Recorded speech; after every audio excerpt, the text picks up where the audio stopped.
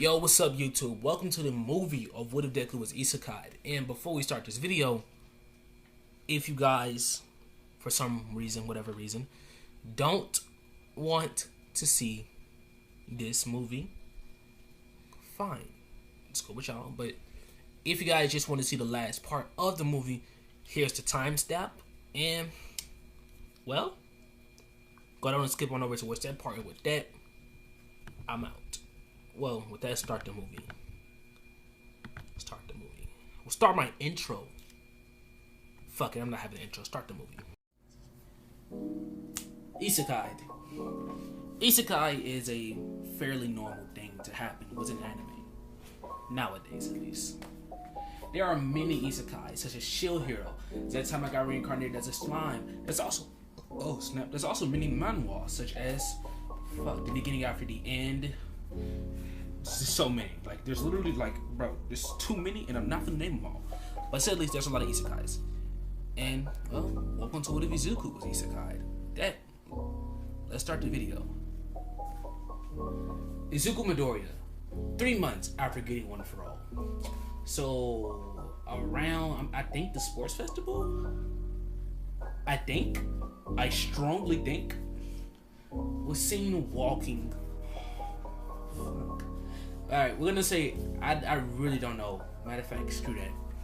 After the sports festival, and during his training with Gran Torino, Izuku was seen walking back to Gran Torino's place when suddenly a big battle was happening in between a villain and a hero. And suddenly, this villain, for some stupid reason, smacked a truck. To say the least, Truck-kun, after getting smacked, was kinda mad. And the first thought that came to his head is, I'm finna isekai this little nigga. And with no hesitation, smack.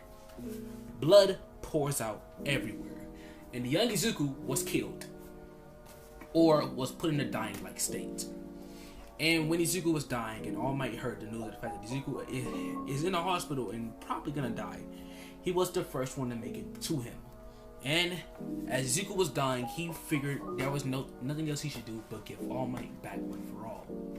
And when he did so, suddenly a menu popped up.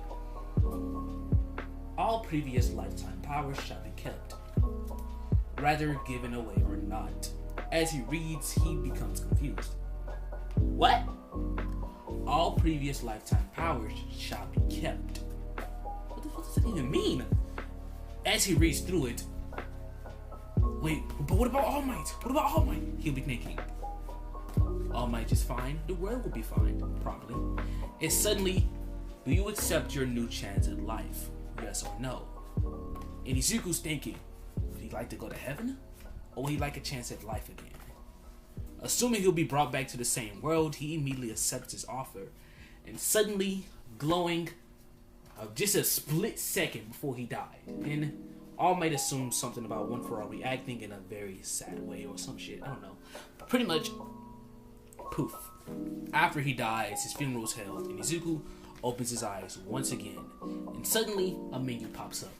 New world discovered. As he reads up on this information, it explains, welcome to the world of Naruto. Once you've entered this world, you will be made of the very obvious differences. As Izuku looks around, he realizes that there's no TV, well, aside from a box TV, which looks hideous. Looking around, he realizes furniture is different, houses look different, and the young baby Izuku sees two people staring over him. A male with darkish red hair, and a woman with pure black hair looking down on him. The man seems to be talking. Are you sure about this, Kame? She'll look up. Well, yeah. Like, what's gonna happen to us? Nothing crazy could possibly ever happen. I mean, he's our firstborn. We're gonna take care of Kamura. But before he can continue to speak, a massive tail beast bomb appeared. And suddenly, well, these two people were incinerated right in front of Izuku. And Kamura was, well, the male with the hair. His name was Zama. I'm gonna call him Kevin. Fuck it. His name was Kevin. And he actually was the brother of Kushina. Half brother, but technically still brother. Kevin was actually an affair baby in between Kushina's father and, well, a Hyuga woman. And to say the least, He straight up hid his whole existence until Kushina got to a certain age in the village. It didn't matter since, by the time that he explained it, he was a very old man and he already died. And it was a last note that was sent to her, and she, finally found it when she was an adult because, she had so many letters from her family that she just lost a few of them. And, this letter kind of explained it. And she explained it all to Kevin before, he died a couple seconds ago. But during the great battle, somehow the baby Izuku survived. And as his power explained, all the quirks possessed within One For All have been integrated in order to, adapt perfectly to this world. He has a confused facial expression. And because of that, we had to make some changes to this world in order to align your genes correctly. Number 1, you are a half Uchiha, meaning that you possess the Sharingan. But you're also part Hyuga, which won't actually be useful aside from us using that to combine your danger sense with, anytime you put in grave danger, your Byakugan will activate and you'll immediately be able to see the danger coming. Deku thinks, whoa, that's actually cool. What's a Byakugan? Immediately pops up an explanation of all things that it's going to tell him, explaining that his Uzumaki side was given to him in order to, combine with his Black Whip quirk. As he reads up on it, it explains that, Black Whip gives him the ability to, spawn black tendrils from his body. Float, it just left it normal. Smoke String, it just left it normal. But it kind of did combine it with Genjutsu.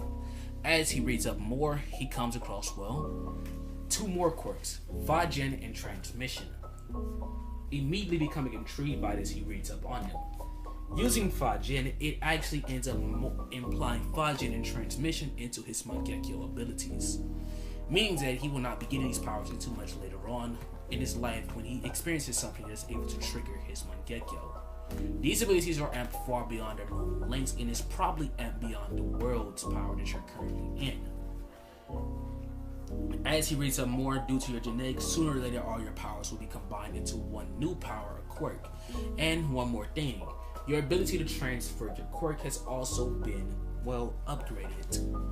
Which, you now can transfer multiple times without having any strain or issues on your own power, and your own power will never fade. Along with the fact that even after you pass on your power, you will still have any abilities that the other people gain over time. Also any transformations, and Deku thinks this is awesome.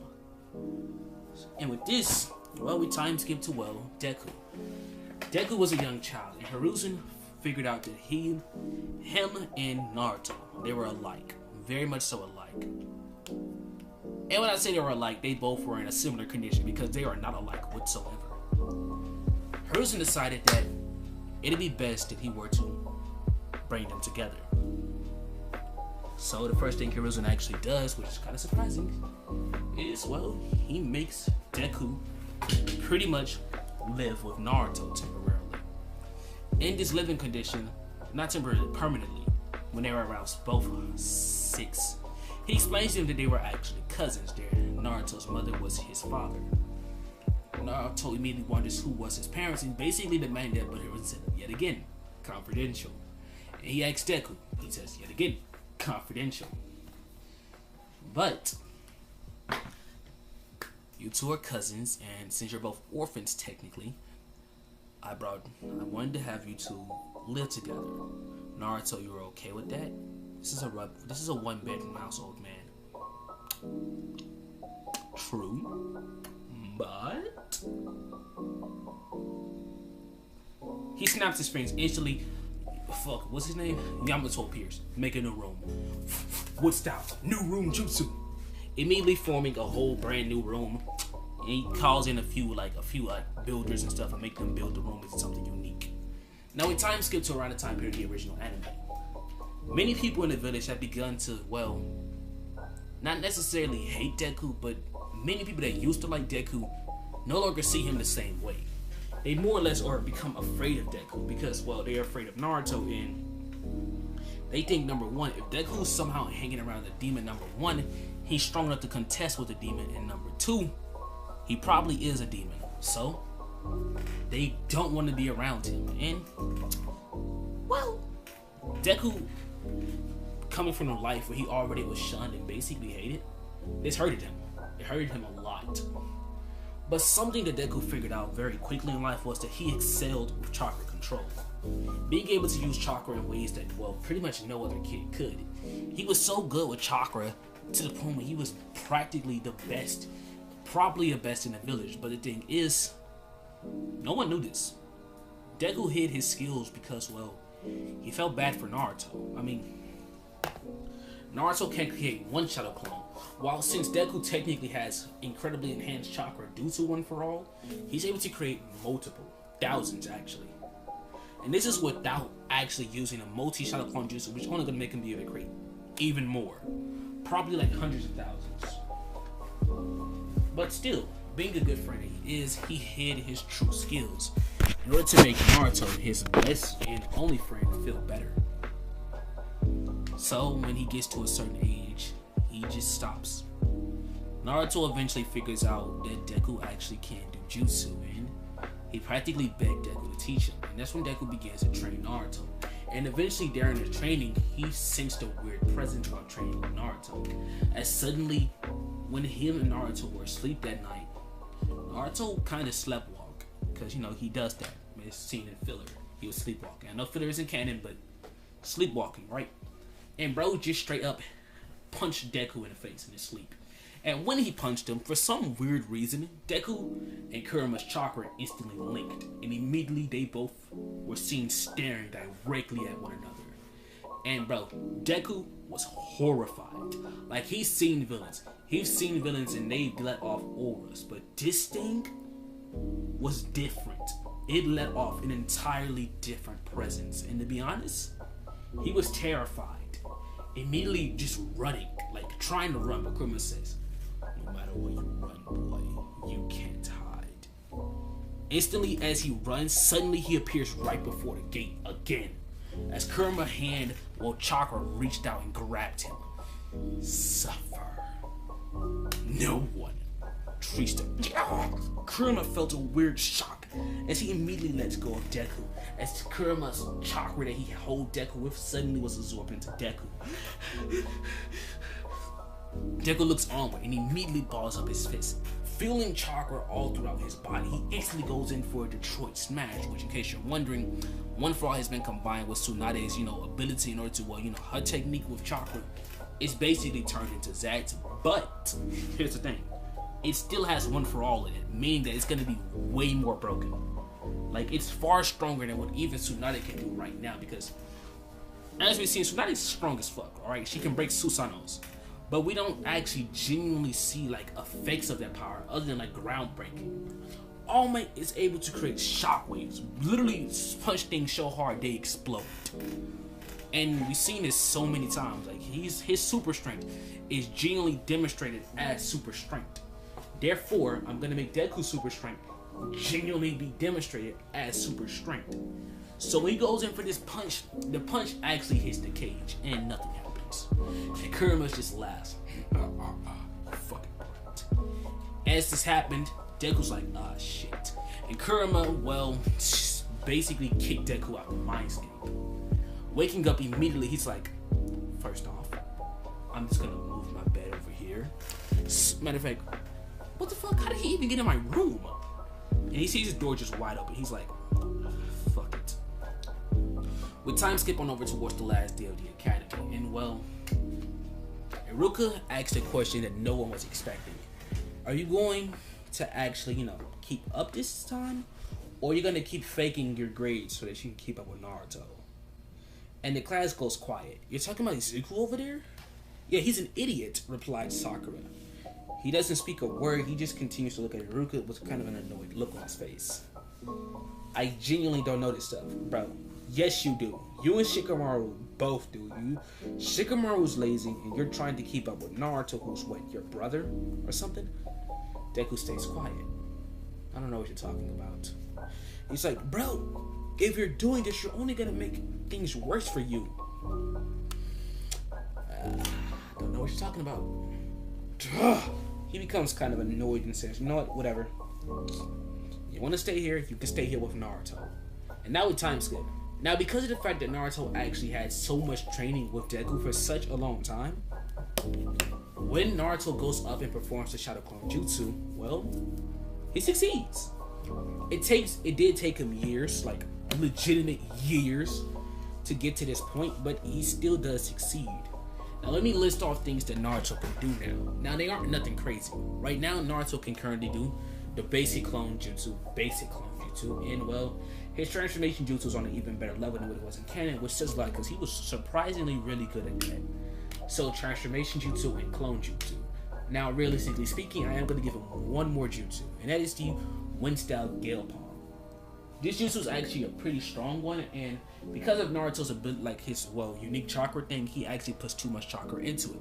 Now Deku doesn't even know Naruto has this. How did Naruto get this? He stole a scroll from the Hokage's office and technically got caught, but Hiruzen didn't care. It was a weak scroll. It only contained like 2 wind style jutsus, which is the wind style Gale Palm and the wind style wind wave, which is just basically the wind style like wind bullet, but you know, like y'all know how the wind be like blowing. Yeah, it's basically those 2.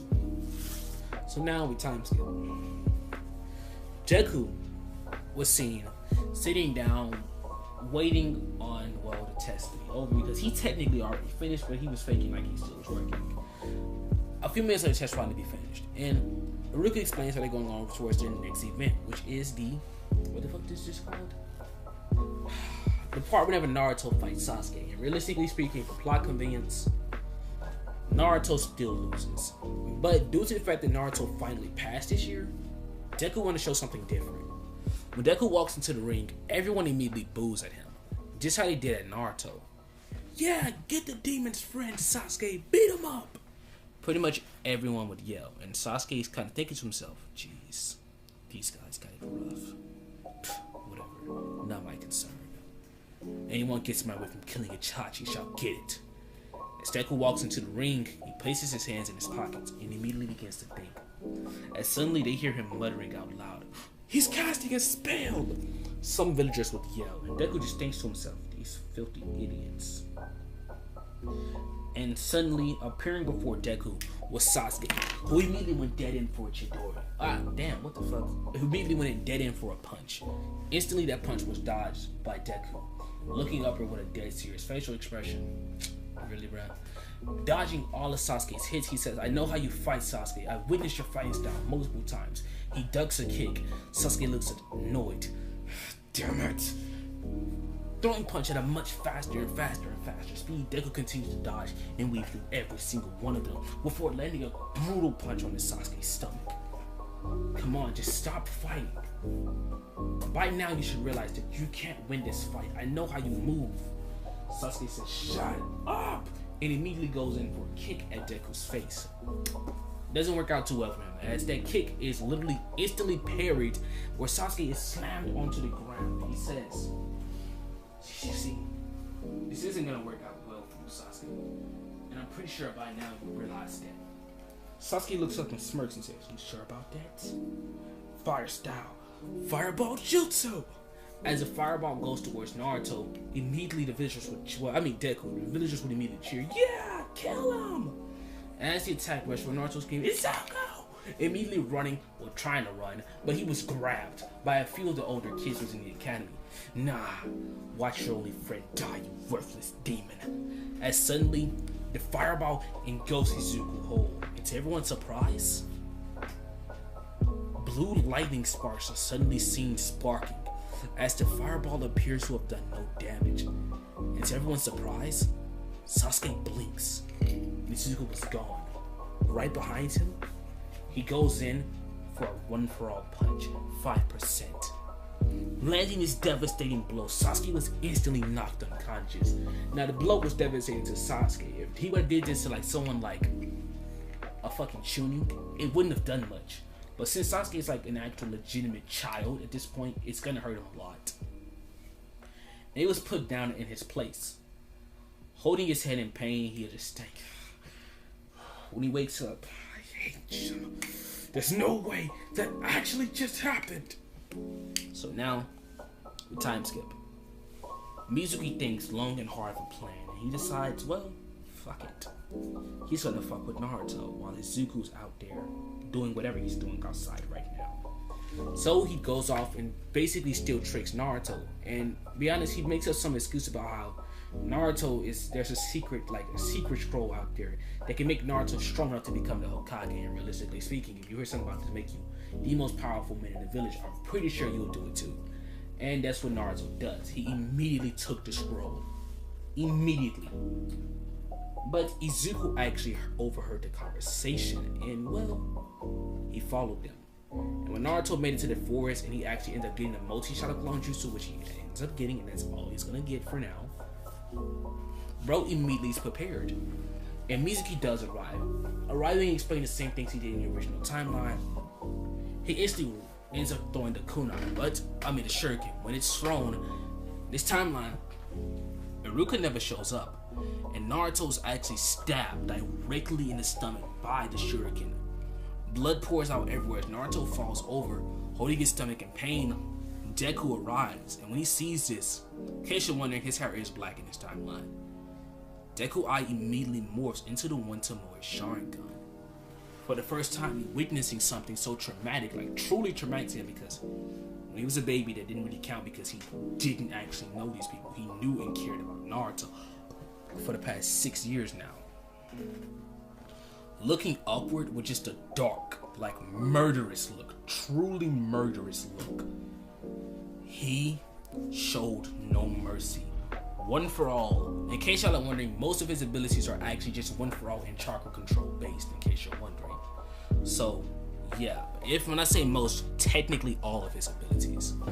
So, immediately, Deku jumped forward, rocketing speeds, and immediately slams a punch directly into Mizuki.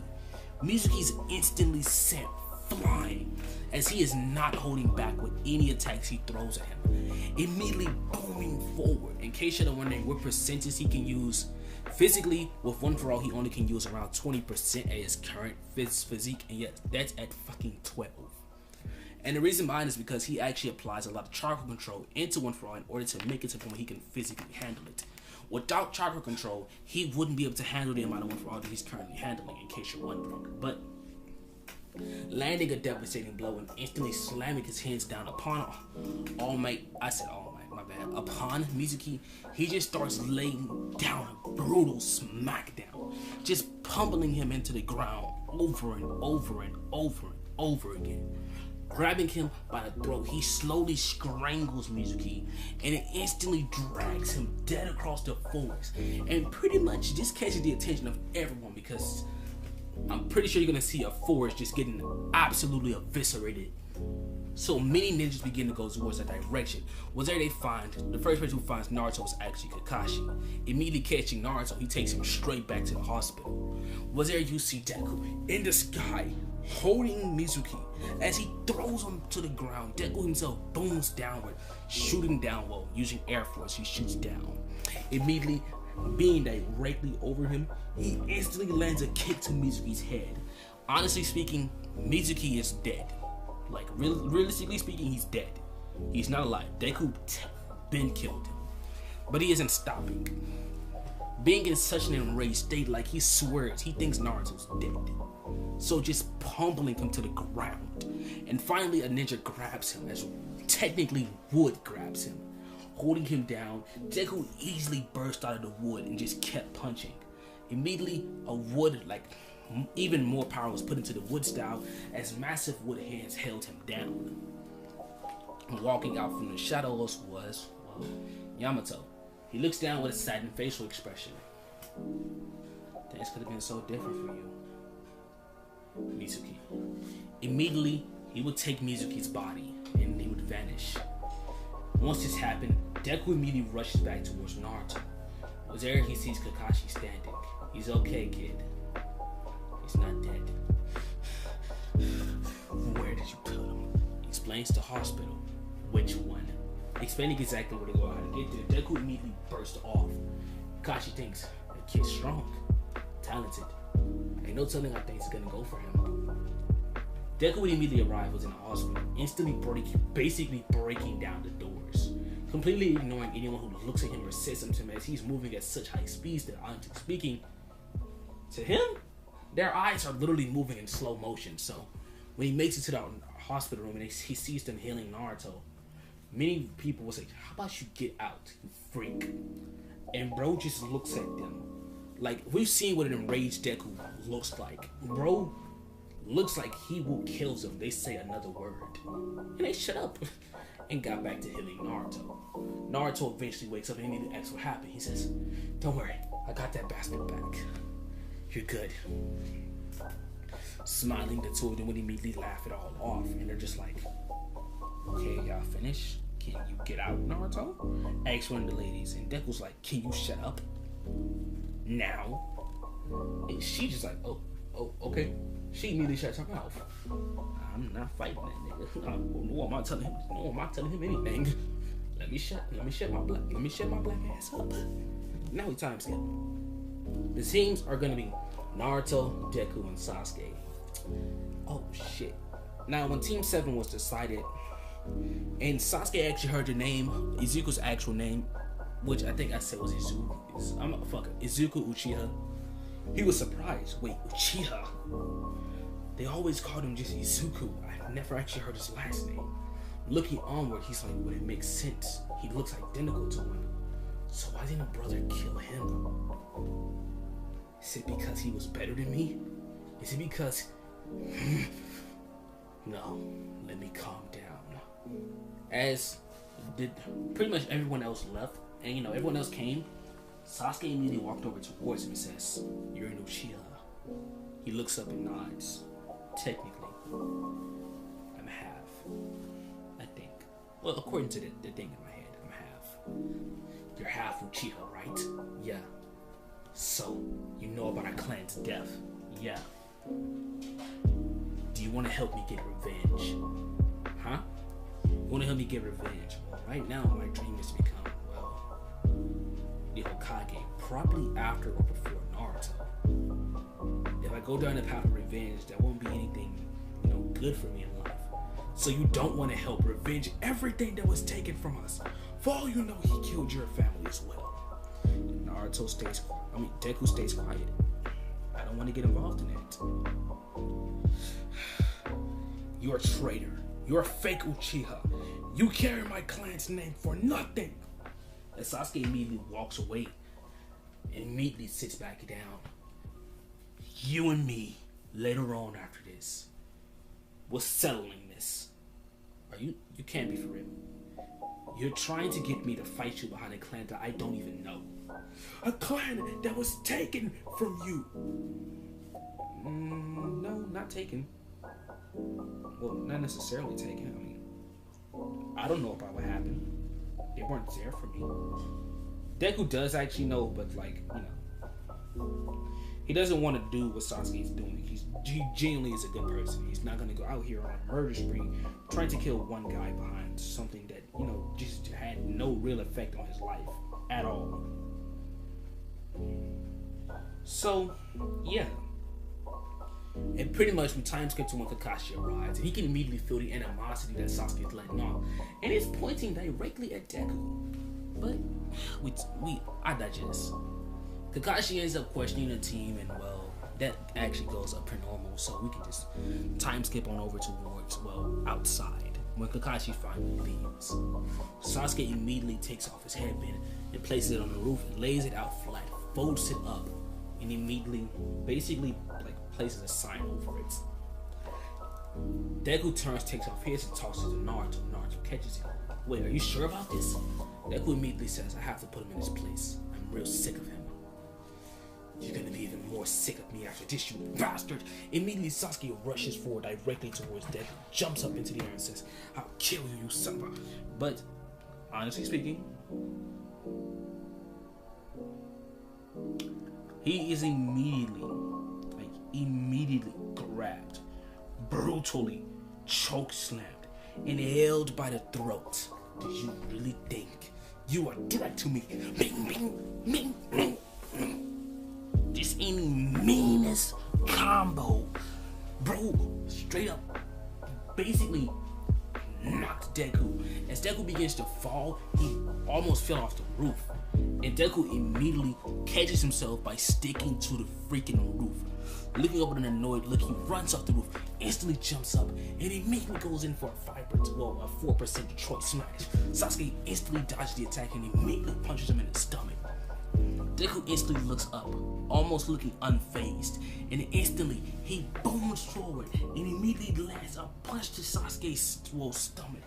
As Sasuke is thrown back a few feet, he has an annoyed look, weaving hand signs instantly, but before he can finish his last hand sign, Deku instantly pimp slapped him dead across the face.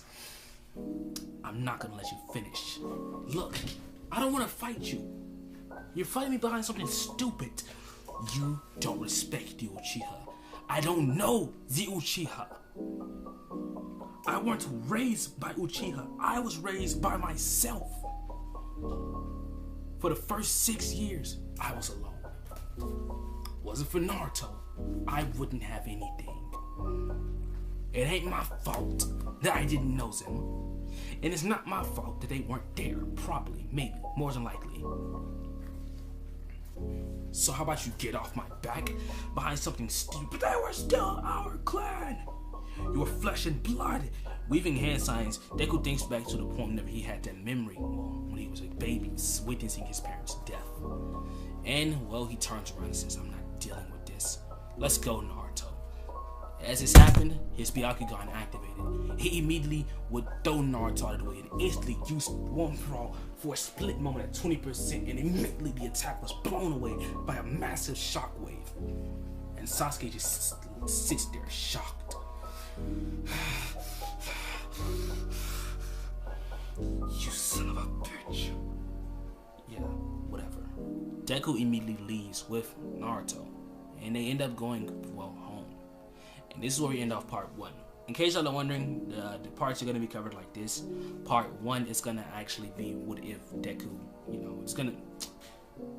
Actually, no. We're not ending it off here because I actually have to cover, you know, matter of fact, no, we can't end it off here. Never mind, take it back. Sorry, y'all. I truly am sorry. With this, guys, I like to give... I want to say a shout out, but I don't even think I actually can call this a shout out, considering the fact that, well, he has like literal thousands more subscribers than me. But I want to shout out Golden. Where we last left off, Izuku has just defeated Sasuke, was in another battle again. And at this current point, Sasuke is aggravated. As he's walking home, nothing but anger fuels him. Izuku, that bastard, is part of the Uchiha clan, and yet he bears no respect, nor does he care at all for his clan. As Sasuke walks away, he can only spill on about nonsense and hatred, and how much he hates Izuku even more than ever before now. As Sasuke was walking home, a man was seen watching over him from the roof. The man cracks a sadistic smile. Immediately, the man will walk away and vanish into the shadows, reappearing beside Orochimaru. Everything's going according to plan. Good. Things are going to be more interesting from here on out. Danzo cracks a devilish smile. Indeed, Lord Orochimaru. We time skip. Izuku was seen walking to the training grounds with Naruto. As they walked, they were being stared at. And well, Naruto hates it so much, and he knows it. But to be fair, Izuku doesn't truly feel fazed by it. He was used to being discriminated against, but hated? He isn't used to being hated. It hurts him a lot. Since it isn't part of his personality, he tries to hide it, but at times it shows.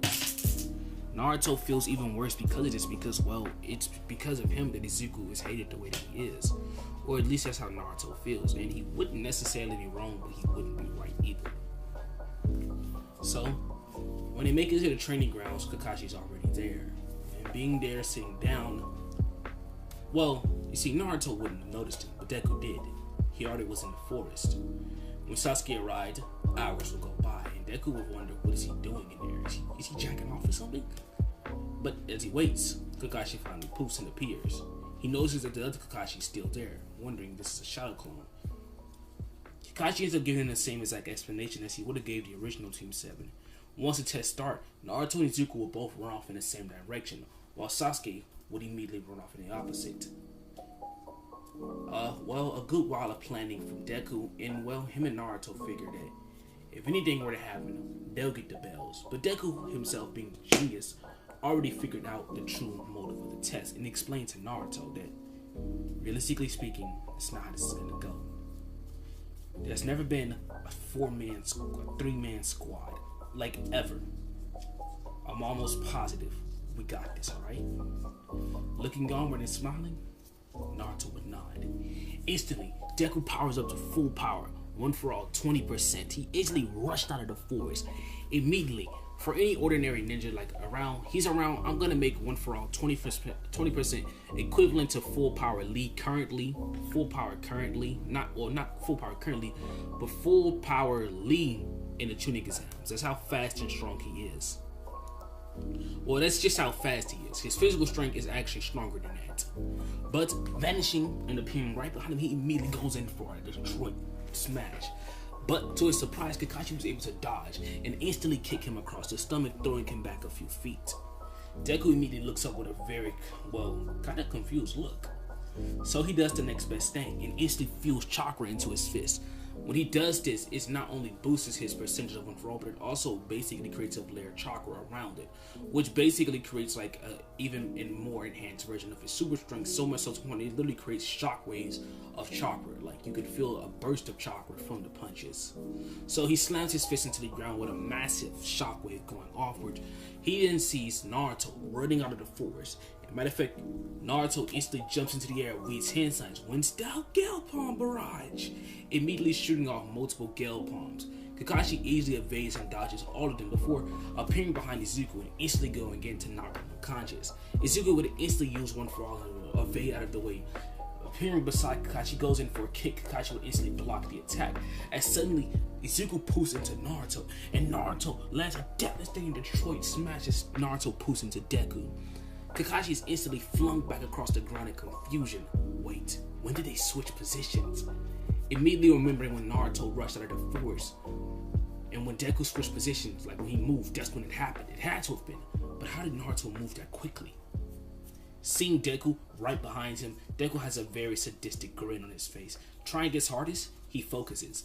And instantly for a split moment, his Byakugan was forcibly activated. I mean split moment. He can't force it to activate, but nonetheless, he ran forward and instantly slammed his hands into Kakashi's chest and delivered a multiple devastating 4-palm combo, and it instantly sent Kakashi flying as he was about to land one final attack as his Byakugan deactivated because he only has a certain amount of time he can use it.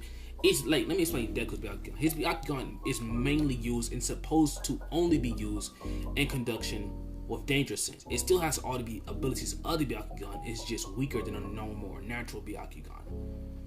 But there is one more thing it can do. It literally has a meter in his eye corner that he always sees at times, and it shows danger level.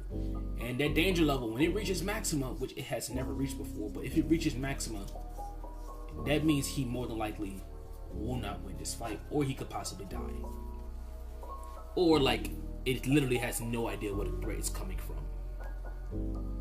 So anyways, back to the battle. Izuku could be seen basically trying to hit Kakashi from all angles. As Sasuke watches the fight in the forest, he becomes more and more angry.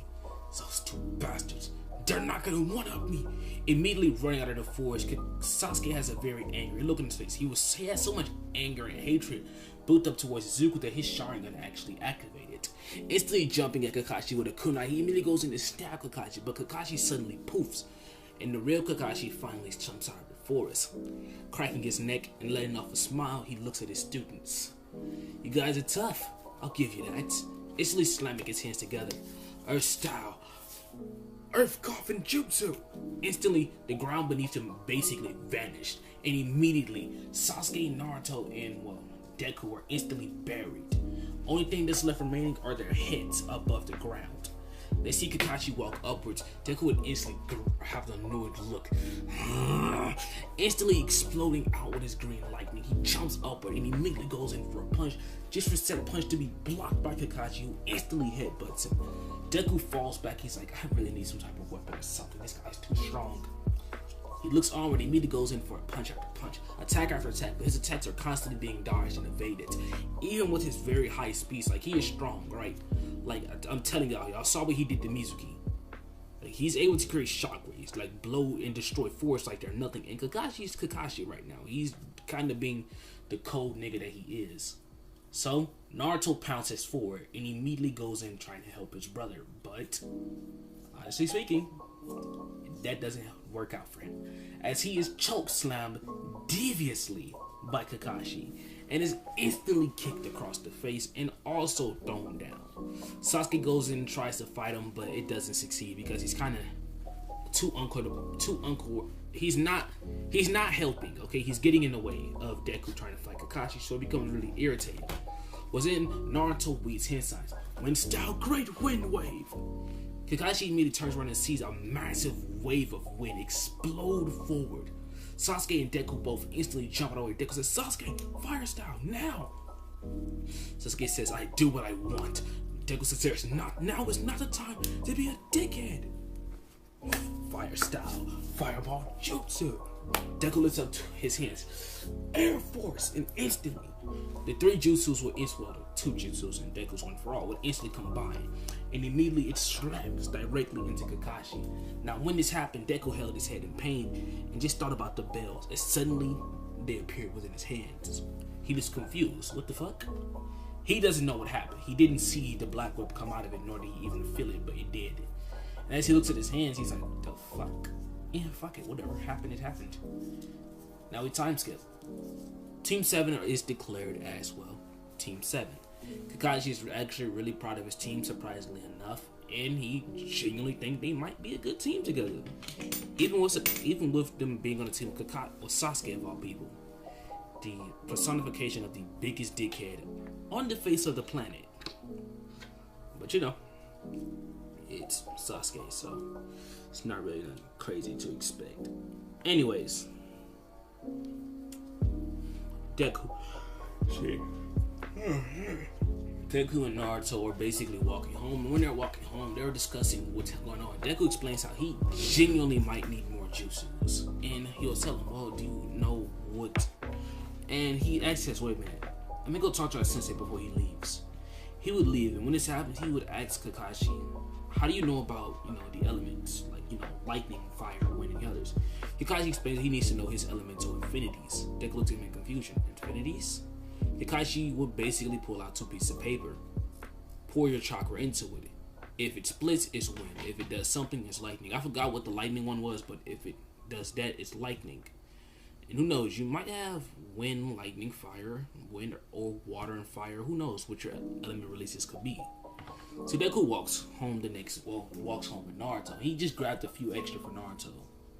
And when they're at home and trying to figure out basically what their infinities are, Deku was the first one to immediately get it perfectly, and he discovers that his infinities actually are wind and lightning. Now, Naruto's infinities just so happens to be wind and fire. In case I don't know, that is a devastating combo, like retardedly overpowered combo. Basically, if Deku were to combine the chakra natures, which y'all know how overpowered his chakra control is, he's actually able to do that. He has storm release. And since Naruto's will eventually be able to combine his chakra natures, he will straight up have, I think it's called Blaze Release. Yeah, he will have Blaze Release or Scorch Release. No, Scorch Release. I think it's Scorch. No, Scorch is lava. Whichever one it is, the wind and fire mixture. So to say the least, when they see good order, they're going to be really broken. Right now, they're literally Chunin level. Well, Deku's Chunin level. Actually, Deku's low Jonin. We know Kakashi's a high tier Jonin, but anyways, we time skip. Now, Team 7 are seeing in the Hokage's office, basically begging Hiruzen for a harder mission, and even Sasuke is agreeing. And well, Tsunade enters the room. That whole interaction, surprisingly enough, kind of goes like normal, but when he looks at Deku, he just for some reason, he doesn't understand it. He feels like this kid might actually genuinely be better than the other two. Says he's the only person who genuinely looks like he has a little bit of common sense. I mean, look at that guy. Points at Sasuke. He looks like an emo little bitch. He points at Kakashi. I don't even like him. And he points at Naruto. Oh, I can tell he's an idiot. What did you say to me? And Naruto's like immediately ready to throw hands. And Deku's like, calm down. It's not worth it. He's just some drunken old man. See? I knew he'll be smarter than the other two. Sasuke's like, what did you say to me? That That idiot is nothing like me. I'm far smarter and better than he will ever be. Like, just prepare to straight up, like, honestly, Gato fucking up, because Sasuke and Naruto will fight this nigga. Just, yeah. One of the niggas, like Kakashi, maybe not, but Sasuke will beat his ass. And so would Naruto. And anyways, now we time skip. Now, as Team 7 was walking, they walked over a puddle. Suddenly, Deku's Byakugan instantly activate.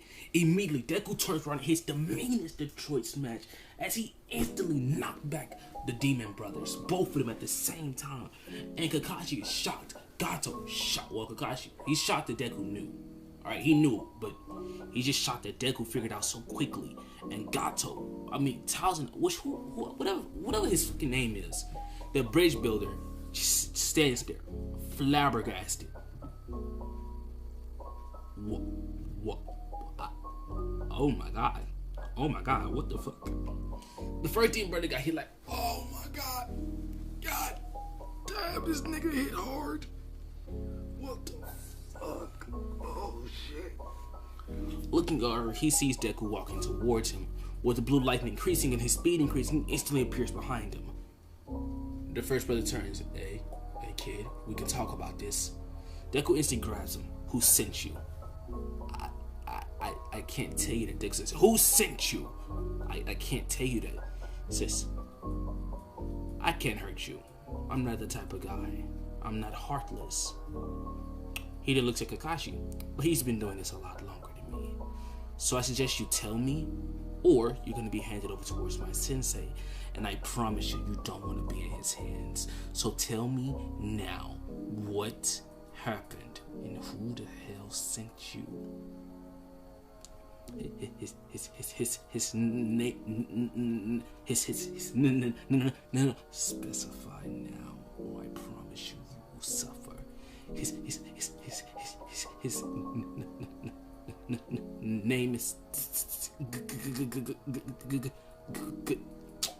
Deku drops him and immediately says, Sensei, do your thing. And immediately, forming an earth dome around him, pretty much he lowers the dome. And it's true, he says, I ain't got her info. Turning and looking at him, those were S-class mercenaries. You said this was a C-rank mission. Looking on, he says, what exactly are you doing to have these type of people after you? I swear, I'm not doing anything wrong. I'm just building a bridge for my people. That bridge is endangering my team, my squad. So let me make something clear here. If anything is to happen to my team, I promise you, every bone in your body will be broken in ways that are so unnatural that nothing, and I mean nothing, will ever in a million years be able to fix what I do to them. Do you understand me? Yes. Speak. Yes, sir. I understand. I swear. Good. Now, when they were walking, yet again, his Byakugan activated, and he looks at a white bunny. That was the first thing he spots, but for some reason, his Byakugan is still active. Normally, if he spots a danger, it'll deactivate. And Kakashi notices that it's still active. Yo, your Byakugan is still, and his Byakugan instantly switches from its white color to a gold color. Imminent danger. Instantly, he grabs Sasuke and Naruto and immediately ducks, knowing that Kakashi more than likely could escape on his own. Immediately, the executioner blade is seen soaring through the air. Kakashi instantly ducked out of the way, grabbing Tsunade and throwing him down as well. Then Zabuza will land on the blade. Kakashi gives Gato or Tsunade a side eye, right? A look on his face that says, I mean, I will kill you. But bro immediately looks upward to see the approaching threat. My boy Zabuza standing on top of his blade in all of his glory, looking down on Team 7. The copy ninja Kakashi. I would say it's nice to finally meet you, but I couldn't care less about you. hand over the bridge builder. Kakashi says, sorry, but it's our mission. And I'm not one to abandon my missions. Immediately, Zabuza will smile. I've been wanting to fight you for years. Instantly, their battle will begin. And honestly, it goes the exact same. So with this, Deku wants to make a plan, but Naruto, he figures out that Naruto and Sasuke already have a fucking plan? Wait, how did they make a plan together? Wait, when did this happen? But Sasuke and Naruto instantly would rush forward. Immediately they included Deku in the plan. As soon as they rushed forward, Deku rushed forward as well at the same exact time, instantly picking up Naruto and literally yeeting him directly at Zabuza. Naruto instantly looked like he went in for a punch, but suddenly Zabuza was expecting, be able to hit the kid, but the kid poofed, or Naruto poofed into a small kunai that actually managed to stab Zabuza in the stomach. But he's used to this, so he kind of ignored it just to see literally like a whole flurry of kunais being thrown forward, with every single kunai poofing into a shadow clone of Naruto. Then they all will poof into a small barrage of shurikens. Then they all will poof into Sasuke's. Then so poof into Sasuke, so poof into Naruto, so would even poof into freaking Tazada. Like, they just look crazy. As Zabuza's like, oh my god, fuck, I'm just trying to kill them all. And instantly going in for the slash, he realized that they're all just blades. Hold on, wait, if these are all just... Instantly, he looks underneath him and sees Deku bursting out of the ground and unleashing a devastating 20% Detroit Smash uppercut. Instantly, Zabuza was sent flying and being thrown up like completely. Losing his focus, immediately the water bubble would drop. Deku rushes forward full speed and thinks about the last thing that happened. Focusing and wanting to get the executioner's blade, suddenly a black tendril popped out of his hand. It shot forward, immediately reached for the executioner's blade, but suddenly Zabuza grabs it and instantly sliced at the tendril just for it not to be cut. Or actually, I don't even know if they can be cut. Yeah, I don't know. I'm gonna say they can't be cut. So just for like him just to knock it down, like it doesn't get cut, but like it actually was affected by the sword. Anyways, immediately when this happens, he's kind of intrigued. It seems I'm actually able to affect this kid. With just a devious grin on his face, all in all, it's good to me. Clapping his hands, he says, Naruto, he says, you're a strong kid. All of you are. But when it's time to... He instantly fell on the ground. Team 7 just looks confused. Is that Sama? The fuck? Haku would appear and immediately just do the same bullshit he did in the original canon. Izuku immediately doesn't believe him, but Kakashi basically makes him, just chill out about it. Let him go. What? Let him go. Are you serious right now? He could have killed us. Let him go, replied Kakashi. It's wiser that way. Okay, look now, Sensei. I don't know what the hell's been up your ass lately. Or I don't know what's been up your ass. Or why you're suddenly so scared of this guy. But we cannot let him go. Kakashi looks like, bro, who is you talking to? If I say let him go, we're letting him go. They ends up eventually leaving. Hopefully they won't cross our paths again. Yeah, hopefully. But they're going to, and I know they're going to. So we should have just finished them off when we had the chance. Damn it, Sensei. Just damn it. Lord. We have a chance. But I have to respect your wishes. You are the Sensei. You're right sometimes. So I'm going to respect it. But this is the only time I'm going to respect it. If you pull something retarded like that again, I'm immediately, meaning when I say this, immediately completely ignoring whatever it is you're telling me, and I'm doing what I want. So I feel like the best opportunity and the best thing to do is to fight back or to stop this from happening. I will do so.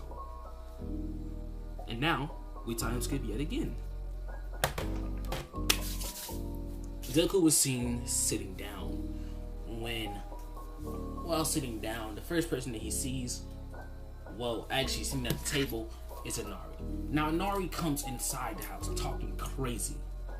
Deku isn't paying attention to him, but Naruto is. And as Naruto and Inari would basically argue, training will happen in the next couple of days. Now, to everyone's surprise, well, not to y'all's surprise, y'all know this is gonna happen. Deku completely excels with his chakra control, the water walking, tree walking, all of that. So instead, Kakashi begins to work on Deku's elemental infinities, figuring out quickly that he actually has an affinity for lightning and wind. Working with this, he was able to give him 2 jutsus, specifically the lightning style, lightning wave, which he actually uses with one for all. Basically, a punch from one for all.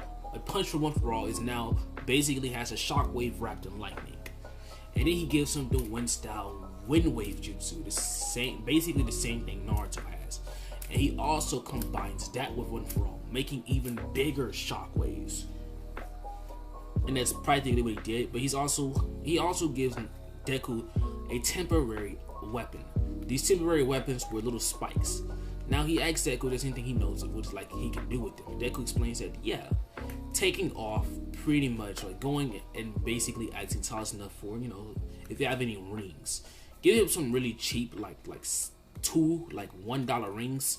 He's able to literally instantly attach the newly found the little spikes that Kakashi gave him to the rings and basically attach them together. I don't know how, plot armor, but that's if I can't explain it, plot armor is immediately my excuse, but plot armor, and they're basically turned into brass knuckles. These are temporaries. He's gonna get real ones, like advanced ones, but for now, these are basically Naruto's little amps. I mean, Deku's little amps. And with these, it actually kind of, enhances his striking power. And actually, with these spikes, he's actually able to shoot the spikes off and reattach them. And, immediately, they're linked to his chakra now.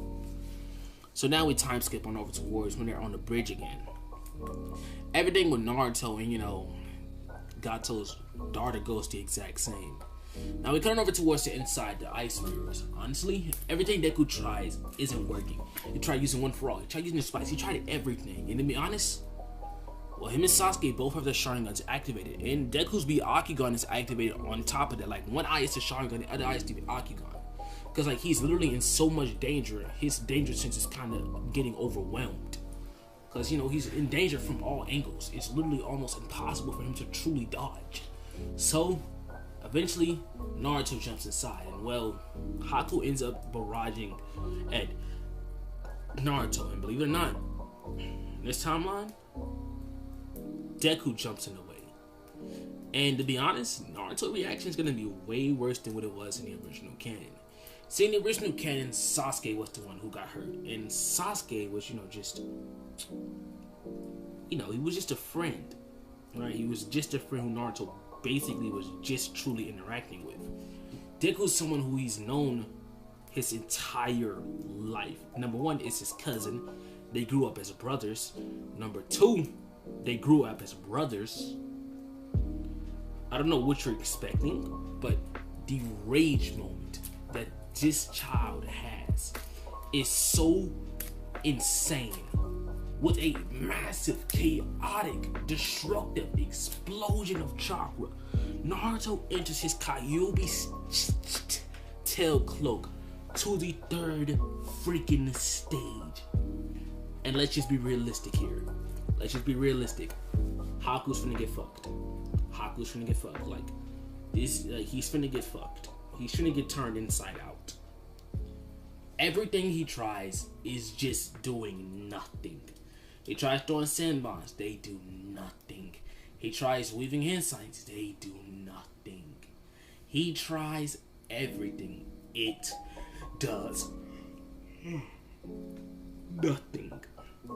So, bro was actually, surprisingly enough, put down like a filthy dog by Naruto. And bro straight up called him a filthy dog. The beatdown is crazy. And the crystal ice mirror's fault because Naruto actually kills him in this timeline. And when Kakashi rushed towards Zabuza, instead he saw a red blur shoot straight past him and instantly land a brutal punch into Zabuza. Zabuza is instantly thrown back and sent flying as he instantly slams onto the ground. Looking upwards, you see Naruto standing over him with just a mean grin. Immediately letting off a roar. he instantly starts beating the bullshit out of Zabuza. Everything Zabuza tries to defend himself is just thrown back at him with a tail beast bomb, a choke slam, and just a brutal, unnecessarily brutal combo. That is literally just Naruto bullying Zabuza because Zabuza is existing. That's genuinely his excuse. Like, Zabuza brought Haku, Haku hurt Sasuke, Haku hurt Deku, Haku hurt Kakashi, Haku hurt pretty much everyone. And now he's gonna die. With, Zabuza, he's dying next. After brutally beating him to the ground and landing the killing blow and killing Zabuza, Gato's men show up, but here's the thing. Naruto is still uncontrolled.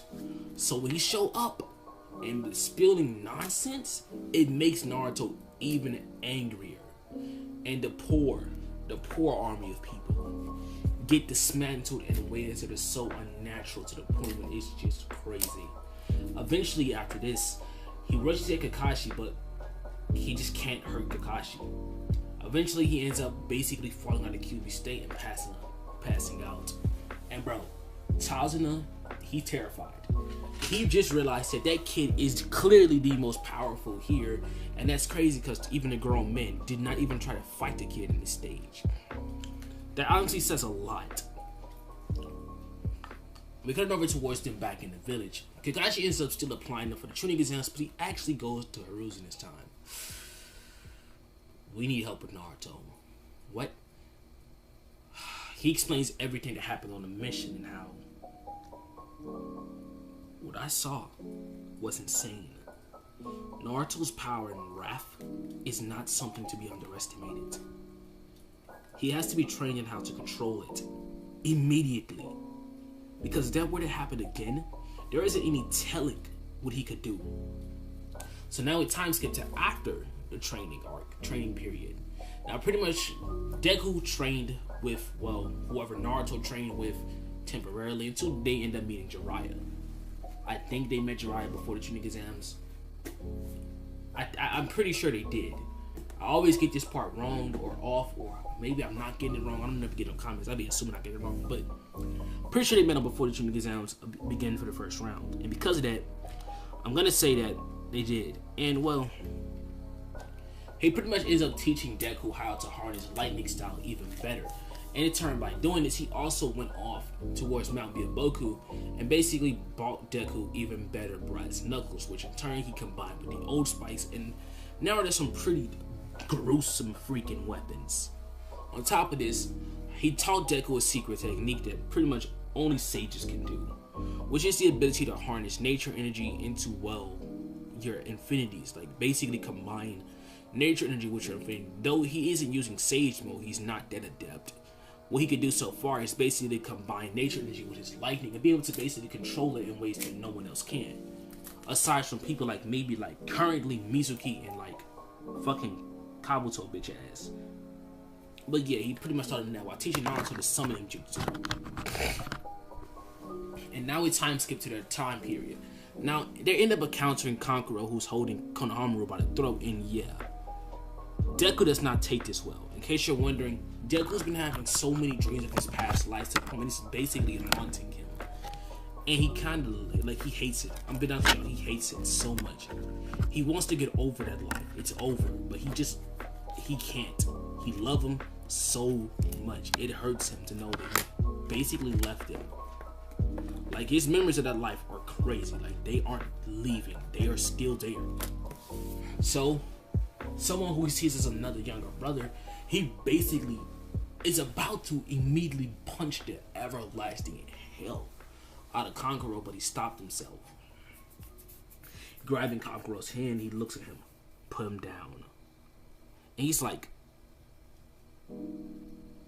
who is he talking to? He's not talking to me. I ain't putting nothing on. I ain't putting him down.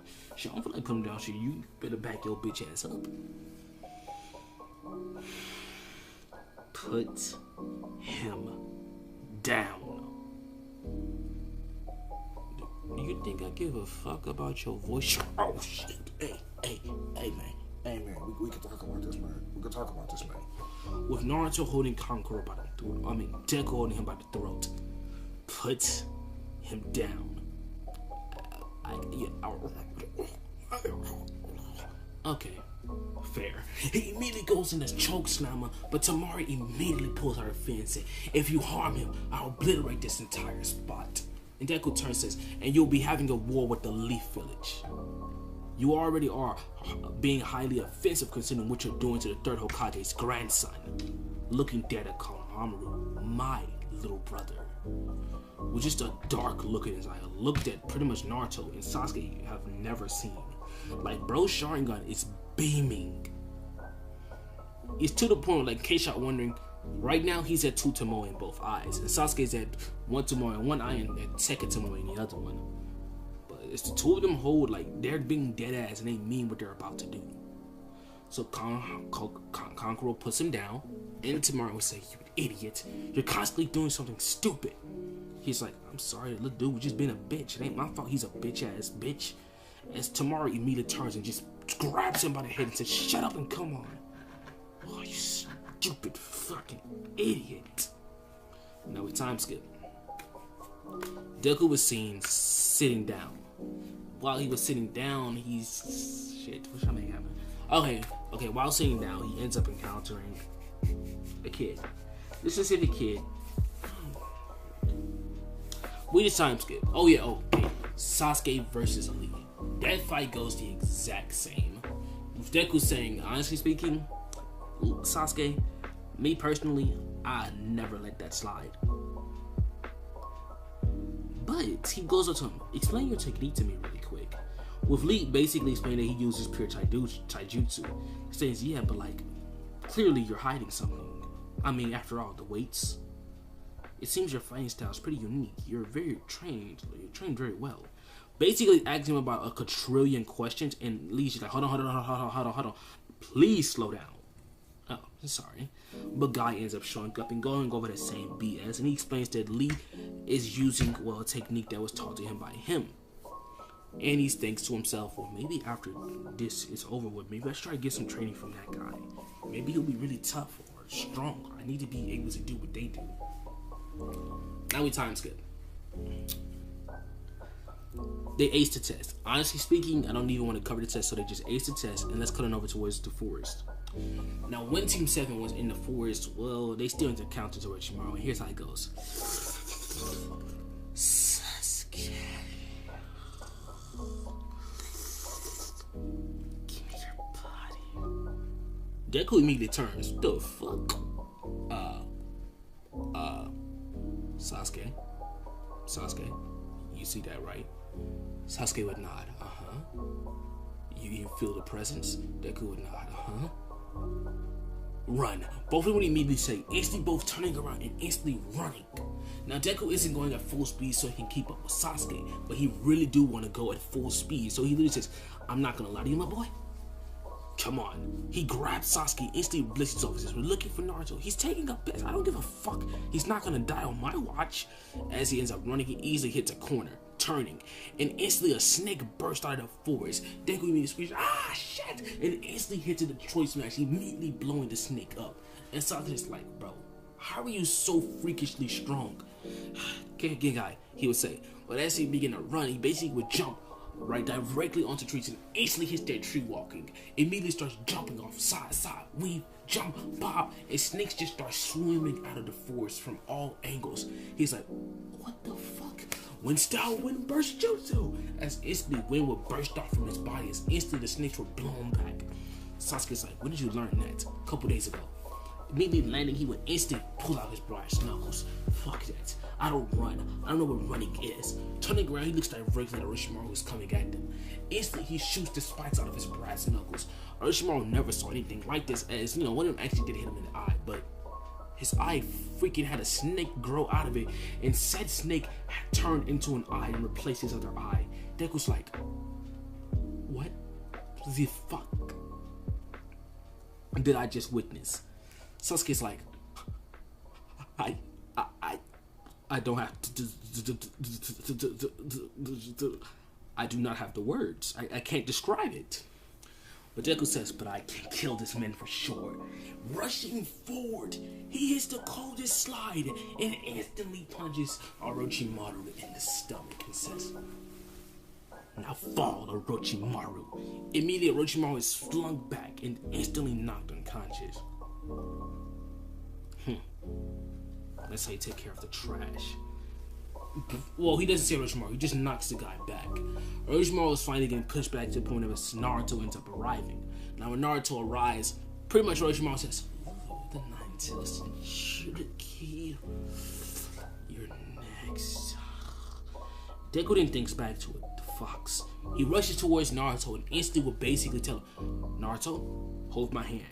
He will do so, fuel your chakra. Two of them will immediately link up chakra, Sasuke. Run. Sasuke would immediately run, with Naruto and Deku both enter the domain of the Nine Tails. Why are you here? Help. Please help us. Humans. All you humans want is my power, and you won't be getting any of it. Nor any help from me. Look, I'm not asking for power. Then what do you want, boy? You aren't my Jinchuriki. I don't have to take orders from you. As a matter of fact, I don't even have to take orders from him. So what makes you think, please? I'm not asking you because you're, a demon, whatever you are. I'm asking you because we need to survive. This isn't out of necessity. This is not because we want your power.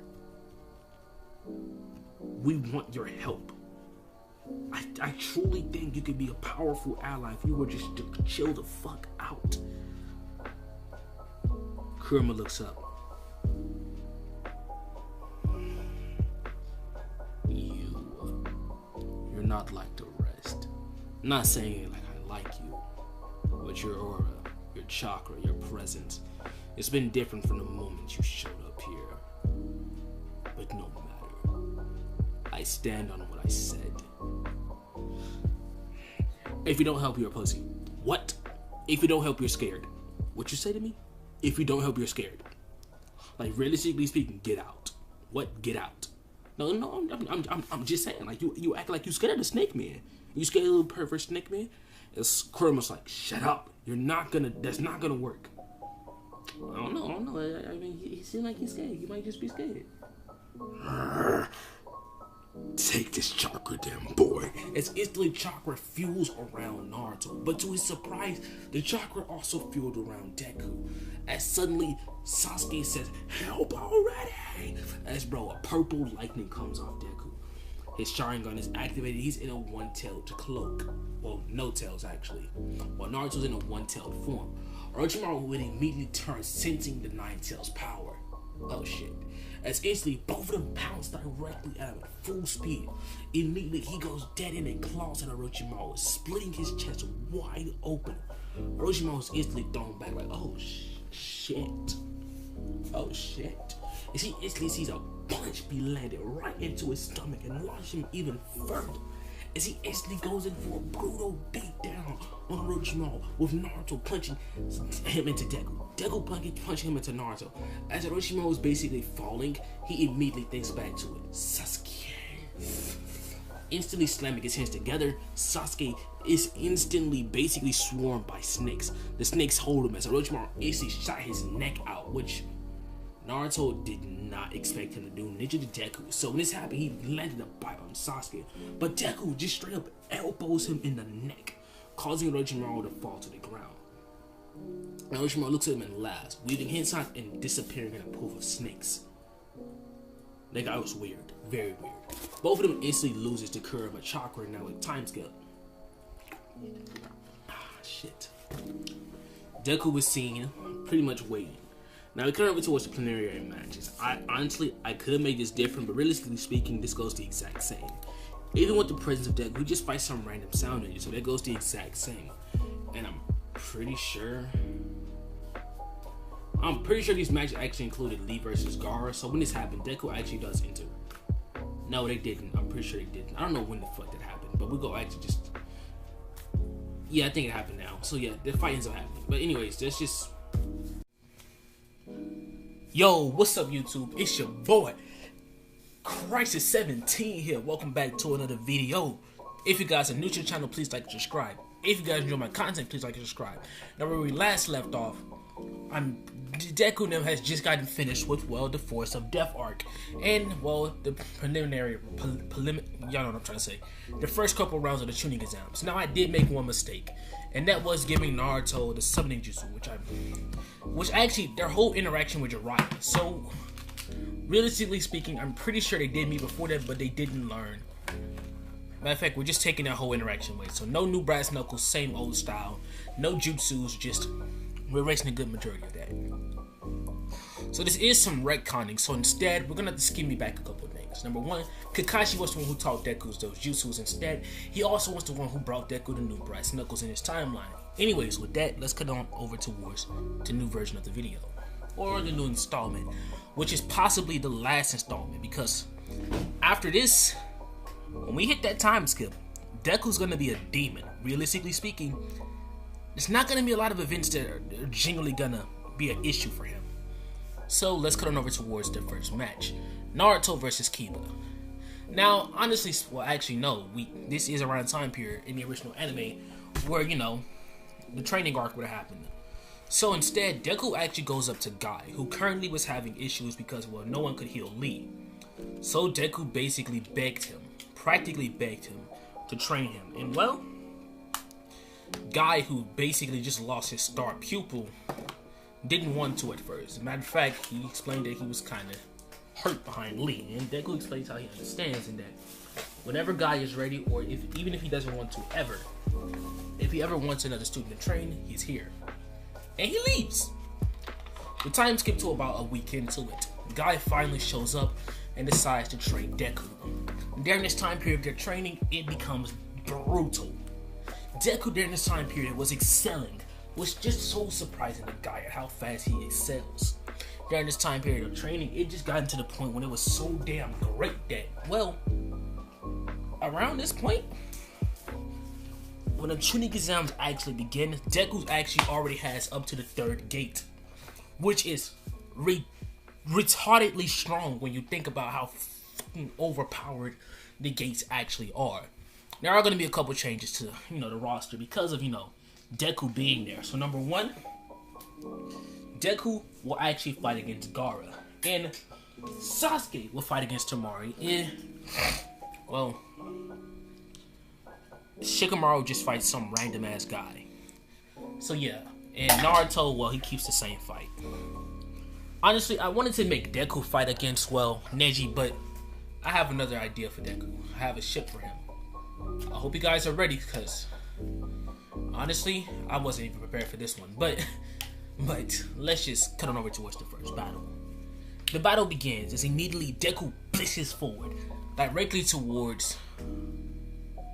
Oh, my bad. Well, actually, no. This is the only battle that's genuinely going to be different or worth covering. Just know Sasuke does win against Temari, but we're actually covering Deku versus Gaara because the only match is truly going to be different. So, hope y'all did not hear that. But pretty much, since he had his Sharingan, he copied Lee's movement. Not only is that the case, he's much faster than Lee. So, when the match starts, he immediately has his brass knuckles on. Instantly, he blitzes forward and immediately lands a mean punch.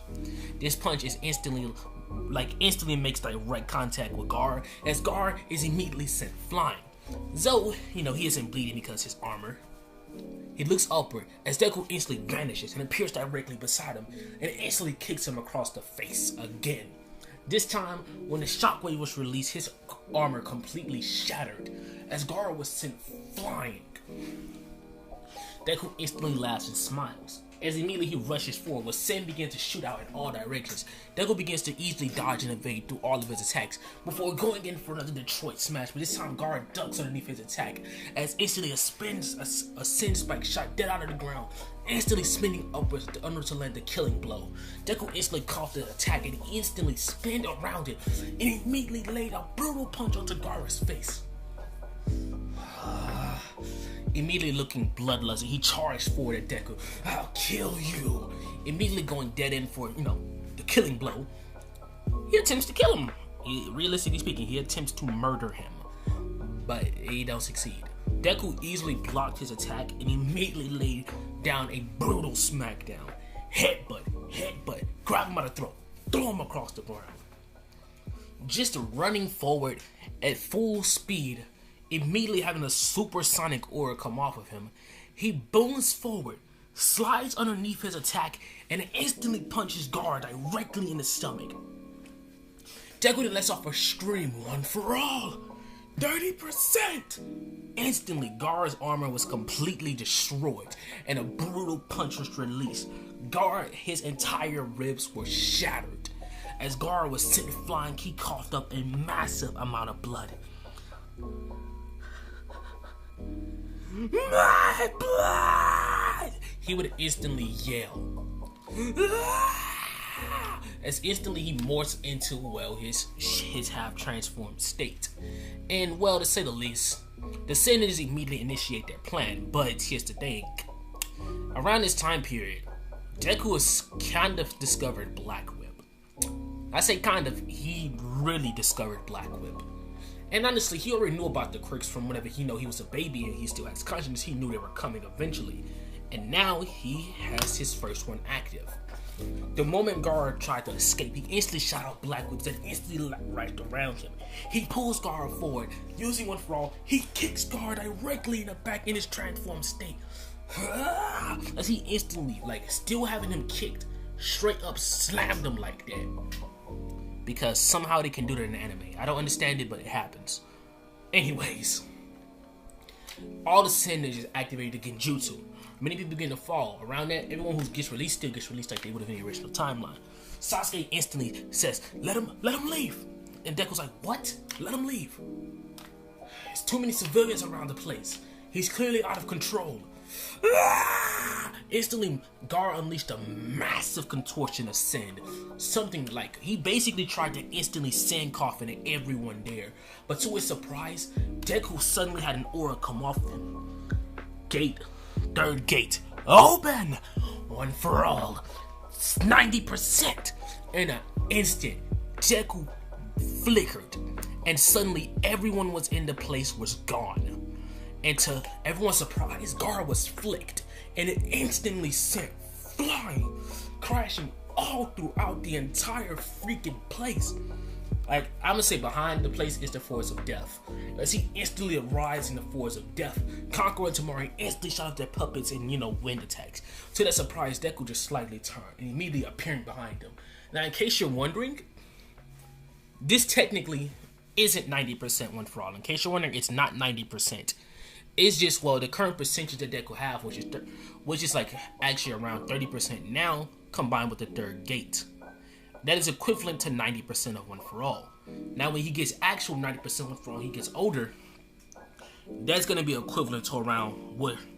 As a matter of fact, when Deku actually, the time skip happens, 90% Deku, 30% Deku will actually be equivalent to where Deku currently is in the manga. And yes, he will get his Mangekyo Sharingan during the time skip, and it will not be explained how he got his Mangekyo. Why? I genuinely don't want to. Sorry. Kind of. I might give y'all the story, but it's not gonna be out of actual hatred or witnessing someone die. It's gonna be out of a strong emotion, still a stupidly strong emotion, and it's not gonna involve pain in any way, shape, or form. It's actually gonna involve pleasure. Yeah, I'll let y'all put two and two together. Anyways, Deku was seen charging forward, and Naruto and Sasuke's like, he surpassed us. He brutally surpassed us. Naruto and Sasuke immediately try running off in order to catch up with him, but as Deku and him were fighting, Naruto rushes out and said, Izuku, I got this. And Deku immediately Deku trusts Naruto. He's pretty sure Naruto can handle this. So he jumps backwards and allows Naruto to take over the battle. From here, that goes up to normal. Deku immediately rushes back to the village in order to save the villagers. He actually took down many Sansonovas in his way. Bro was hitting a mean, brutal combo. And in case you're wondering, the last person that the villagers saw was Deku. He was the person who saved them. So as he's laying down a combo, and pretty much, while Orochimaru was basically, has the third Hokage was in the seal, Deku was the first one to make it to the seal. And he starts throwing all types of one-for-all punches at it, throwing everything he had at the seal, until the Sound 4 rushed at him. Now, realistically speaking, at the current power that he's at, the Sound 4 I don't know if this will make y'all mad or not. So he weaves hand signs. Thunder. Lightning style thunder wave. Immediately striking a massive wave of thunder, he sends them flying. He instantly fuels one for all to 200%, and unleashes a massive Detroit smash. Oklahoma smash! Immediately, the seal was broken with a shockwave going off. And Orochimaru's on the other side just turns like, if y'all could see my face, y'all will see his reaction. He's like, oh shit. Bro boomed forward immediately. And with no hesitation, he hits the coldest slide. Instantly jumps up and kicks him across the face. Realistically speaking, Orochimaru, if you wasn't such a pedophile little bitch, maybe you wouldn't be such a fucking worthless cunt. As Orochimaru holds his face in pain, he's like, bro, what did I do to you? You're trying to kill the Hokage. That's all you need to do. Bro, why am I a worthless cunt though? Why are you talking to me as if we're friends? Bro, you just being mean. This motherfucker acting like he don't... Fuck this. Weaving hand signs quickly. Lightning style, one for all. Maxima boat. Immediately. A massive wave of lightning boomed. Yes, I said boomed forward. And bro, he just stands there like, I ain't gonna cap. I'm really finna die. Instantly, the attack shot forward, and it actually eclipsed him. It got one all for one. It got Orochimaru. And Orochimaru was seen laid out on the floor like, bruh, he really just laid me out. I can't get over that. And now we time skip. Deku was seen... Actually, no, he destroyed the seal. He rushes forward. As the third Hokage handled the second and first Hokage, Deku goes in for a mean Detroit smash. Like I said, his power is equivalent to 90% in his current form. So everything he throws at Orochimaru's kind of able to dodge and evade some of them, but other things, he realized that his bones are already being broken while he's in the Gates form. Meaning that he's in so much pain that after this fight, he's going to be hurt badly.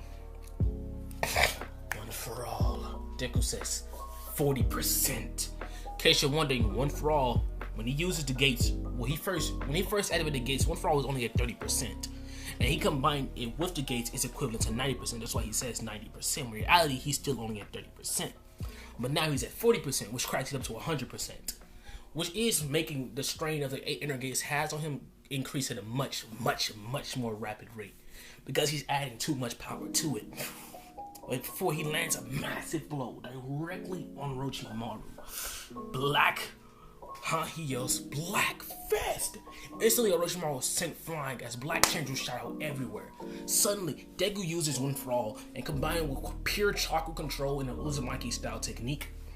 A massive fist made entirely out of black whips and chains would form, with brass knuckles on top of it and lightning style forming around it.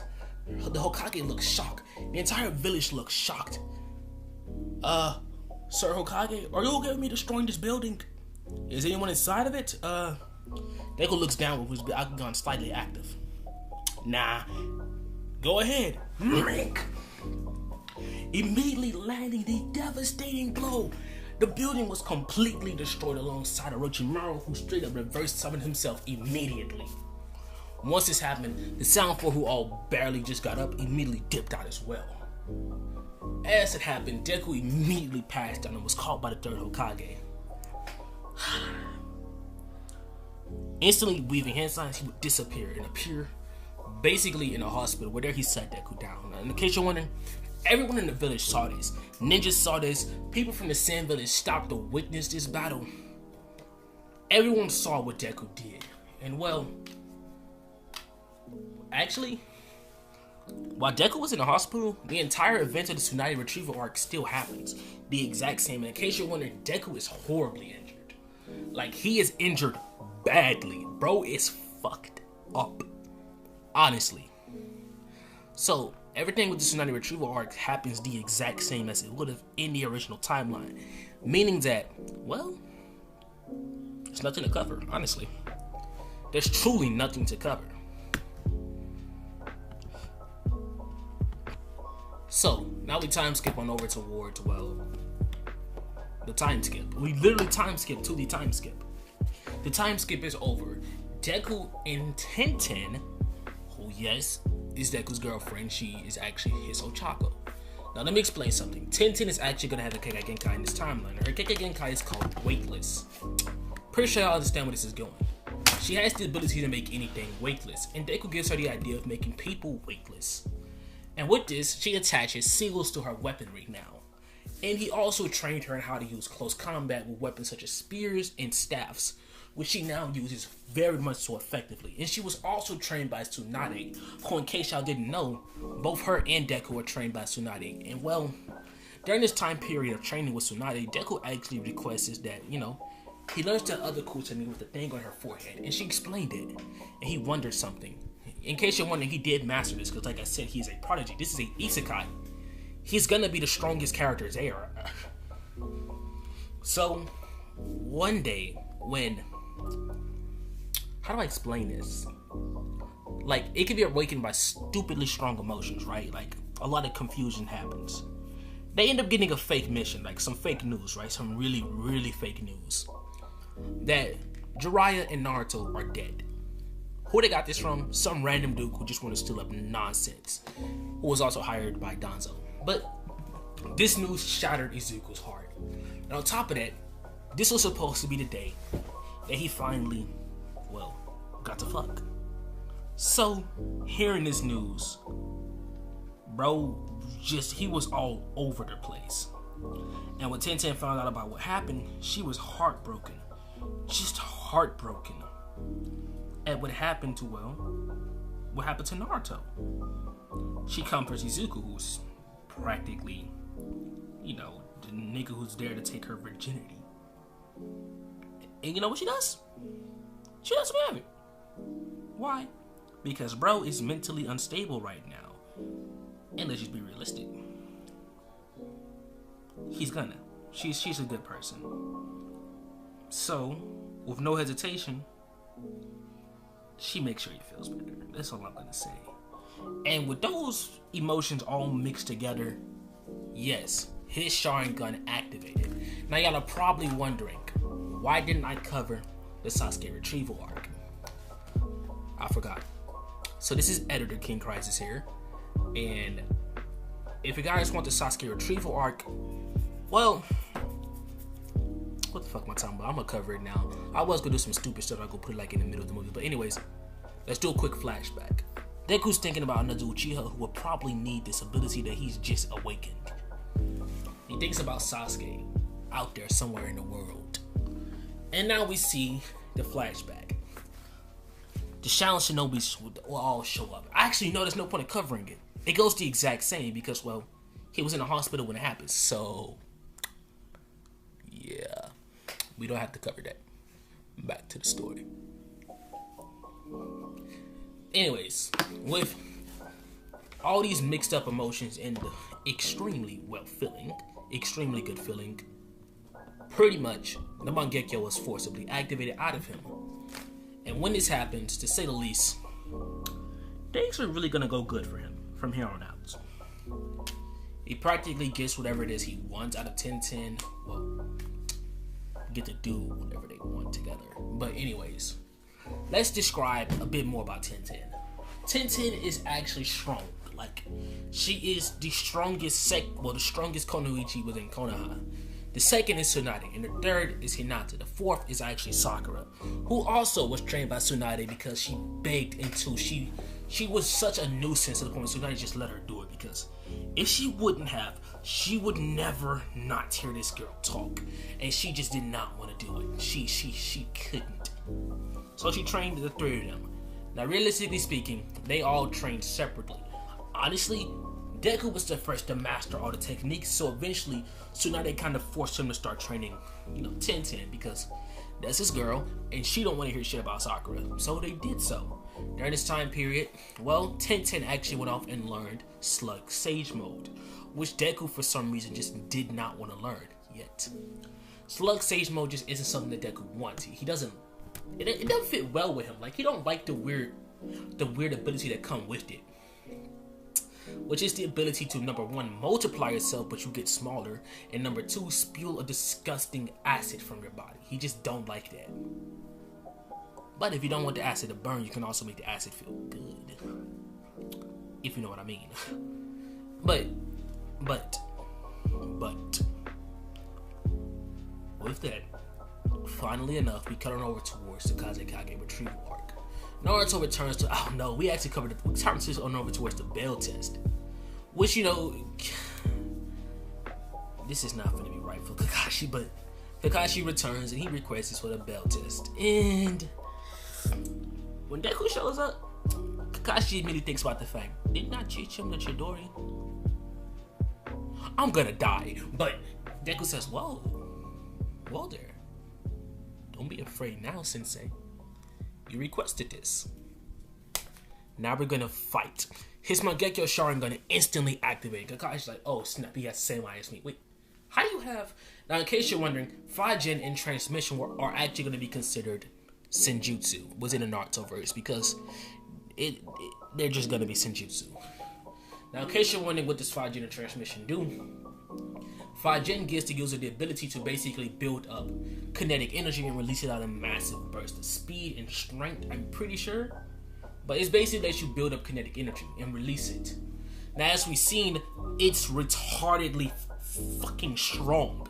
Like, he's able to catch up to Lady Nagant's bullets.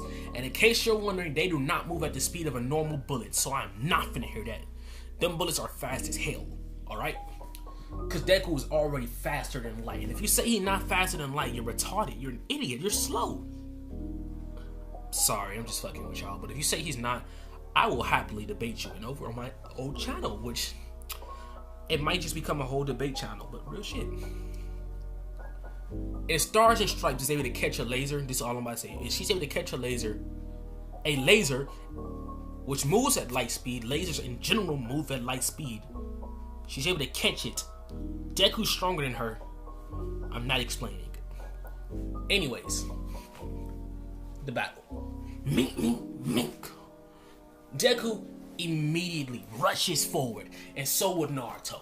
Immediately, as they rush forward, Deku jumps upwards into the air and instantly goes in for a punch. Kakashi, who knows his physical strength and knows Tsunade physical strength, he said, fuck it, I don't have the sound anymore. But he instantly dodged out of the way and said, oh, hey, we can talk about this. And then he sees Naruto rush forward at blinding speeds as he instantly jumps up. And to, like, in case y'all wonder, Naruto is trained way harder in this timeline and has way more jutsus than just a Rasengan and Shadow Clone, because, you know, Deku exists in this timeline. And, well, Naruto just does not want to be behind like that. So he actually ends up weaving, hand signs, Blaze style, Blaze Rasen Shuriken Jutsu. Kakashi sees it, he hits that.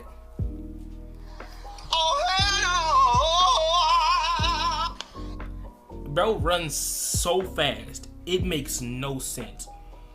And I was like, yo, Sensei, why you running? Kakashi, wait, hold on. Naruto, Sasuke, we can really talk about this. You know, Sensei to students. Yeah, we talked about it enough. Now, can we continue our fight, or are you scared now? Kakashi's like, I am fucking terrified now. What do you mean, am I scared now? Anyways, after seeing that, he's like, well, I can safely say that your guys are gonna be great ninjas. So now we time skip finally to the actual mission. Honestly, we're just time skipping straight over towards the battle with sorcery, because this is really what I'm about to cover. Like I said, a lot of things with Naruto really aren't going to be covered.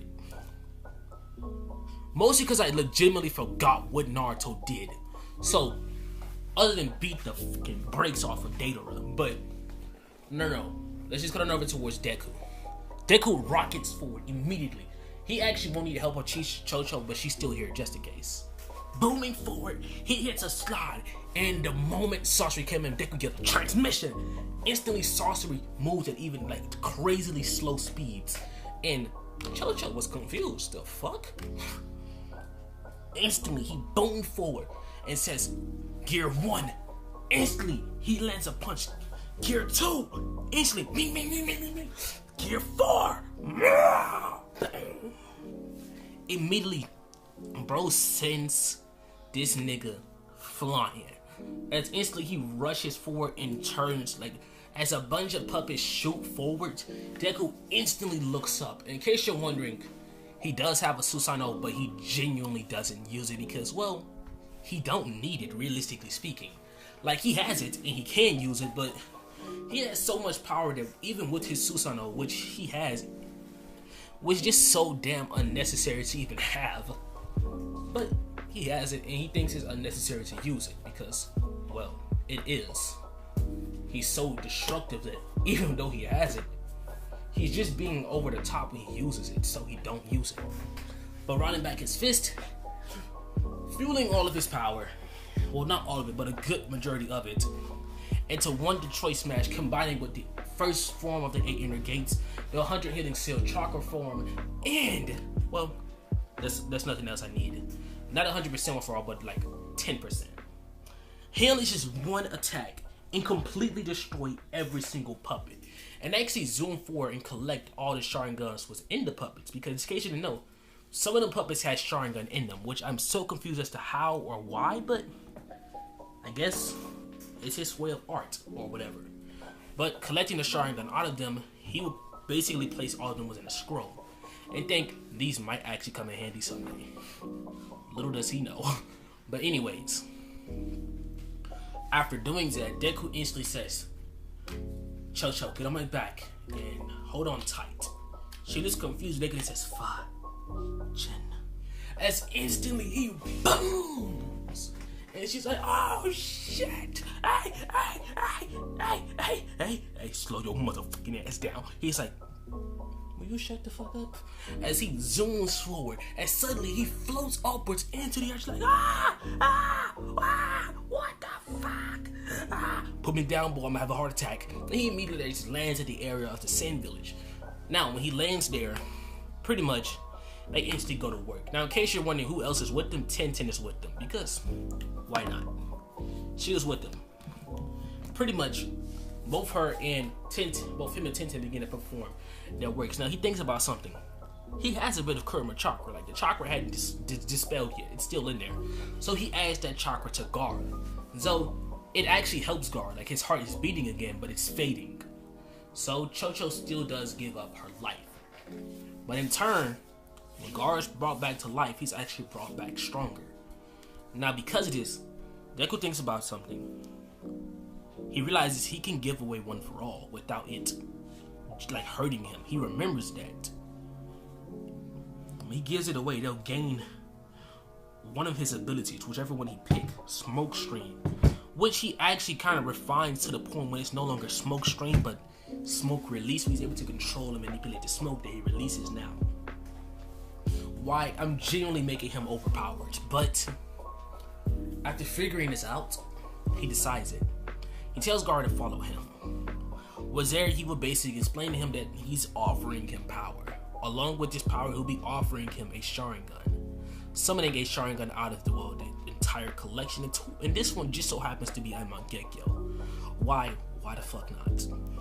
But he looks at Gaara's hair and wonders, where are you from? Gaara explains that his father was from whatever, and his mother's from whatever. Plot convenience. He's gonna be half Uzumaki. In this timeline, all the Sen siblings are half Uzumaki. Why? I just want them to be. So, yeah. Pretty much, that's how it's gonna go. And due to a birth defect, their mother had a different color hair from all the Uzumakis, but she still wasn't Uzumaki. This is a birth defect. Now, we don't know who the original Shinchuriki of the One Tails was, so just to be even more plot convenient, it was Gaara's mom. Just because, just so this can work. He thinks about it. Okay, I can give him 2 Sharingan then. So he pulls out a second one. Now, when he looks at these Sharingan, he instantly fuels them with one for all. Now, the reasoning behind doing this is it literally is giving them an otherworldly power. And from giving them an otherworldly power, it's giving them access to an ability that a normal Sharingan would have. And they literally, they straight up turn to normal eyes. After doing this, he says, now they can activate and deactivate. Also, once you implant these, you will inherit my power. Now, the ability that I've bestowed upon your eyes is an ability called Smoke Screen. Smoke Screen in Wells. Monokinesis? Smokekinesis? The ability to control and manipulate smoke from your body. This smoke can be combined with your sand in order to create, I don't know what the substance is called, but ash. It's able to create ash now. With this also comes a Susanoo, and if you were to ever get your hands back on Shikaku, you will even be able to coach your tail beast in that. So yeah, I have you covered. And just because I figured that just the ability of Smoke Screen alone isn't fair, I decided to give you something else on top of that. You now have the ability to, control, manipulate, and release a new form of the smoke. Alright, this new form of the smoke is mixed with your sand, and, when you focus hard enough, the smoke can become whatever you want it to be. A living beast, I don't care, whatever you want it to be. This, he says, have the eyes being planted to you by someone who you trust closely. With this, he turns around and walks away. The next person at the fuel with power is Kakashi. But anyways, we time skip. Around the time period of the Pain invasion. Now, I'm pretty sure Naruto was training to get Sage Mode or training for something when this happened. So pretty much Pain shows up. Now, when Pain showed up, no one actually noticed. But the thing is, he won't get a time to destroy the village because when Pain showed up and he was about to do the Almighty Pool, Deku's danger sense went off to the absolute extreme. Tenten, who was, right next to Deku, just so happens to be in the bed. Immediately reacts to this. She instantly grabs her staff immediately. She's like, where is it? He's like, I have no idea. He instantly jumps up doing his pants. He immediately begins to look around. Before that, he spotted it. Instantly, it told him exactly where it was. This was the first time it actually told him where the danger was. He says, Tenten. She's like, I understand. Both of them instantly slammed their feet into the ground and both bounced off at blinding speeds. Tenten instantly have a pink aura surrounded by them, where her hair instantly flowed up. The 100 healing seals activated. And Deku instantly powers up to around 30% one for all. In case you're wondering, she knows nowadays now his Byakugan's at golden, it's or gold or blue. Blue means it's a pretty big threat. So she only have it activated at its base form. But gold means it's an absolute threat. You will die, is what gold means. So bro immediately lands. And he instantly sees the man, the myth, the legend, Pain. And because he has access to float now, he can completely float. And combining that with chakra control and controlling his chakra flow, he's actually able to control where he goes in the air, therefore fly. And he's able to do the same thing with Tenten. They look at each other and instantly nod. Tenten immediately grabs her staff and spins it. Fueling it with chakra, it extends and she instantly bashes Pain directly with it. That path of Pain was instantly broken and sent flying. And the villager's like, oh, what's going on? And suddenly, a massive blast was released. And before that, the blast was instantly blown away by Deku, who appeared and blocked the attack. Looking on with a serious face, but he tells Pain to come at him. Pain immediately cracks his neck and booms forward at full speed, instantly saying, you died today, Izuku Uchiha. Immediately going in for the killing blow. Suddenly, a Susanoo armor blocked his attack. Looking upward, you hold the Rinnegan. I did my research. You're too dangerous to be left alive. Instantly, he breaks the robot path arm as he instantly grabs his head and immediately smashes it, completely destroying it. Instantly, Tenten uses her abilities and creates a massive shockwave that blows back the animal path and the soul path. As the two paths were thrown back, the other Pains for some reason reappeared. He's like, the fuck? Immediately they both were charged in, where suddenly they're both fighting three paths. I said it because I forgot the name of the other path, but anyways. Fists are clashing, shockwaves go off, and suddenly, many more ninjas begin to show up. And honestly, from here on out, There's no longer a threat. Deku, Tenten, and all these people were here. Ain't no Pain just killed Jiraiya. Plus, Tenten isn't even in Sage mode yet, which she does have. And when she enters it, she's a demon. But, you know, they solo. So now we time skip to when, well, the Kage Summit is being held, and, well,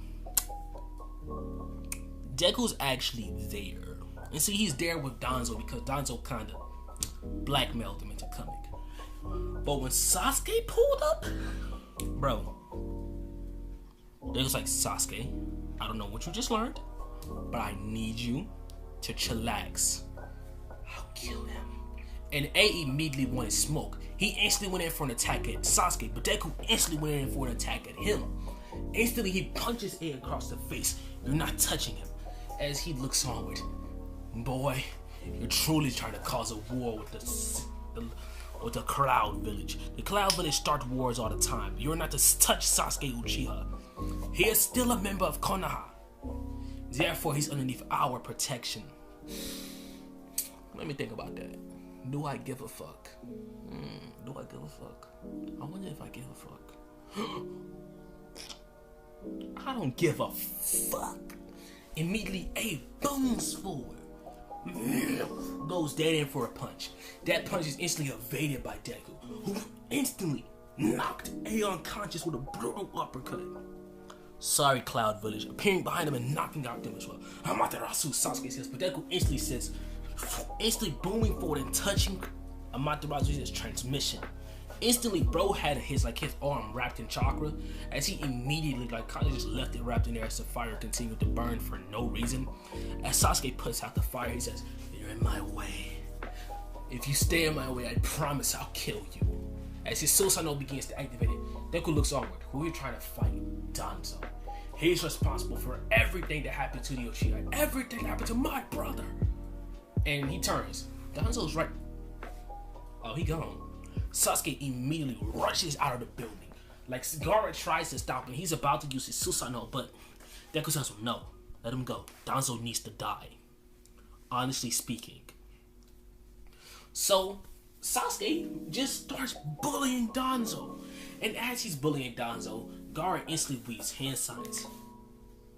As smoke begins to be emanated from his body, said smoke begins to wrap around many people there, forming little pillows and shit like that.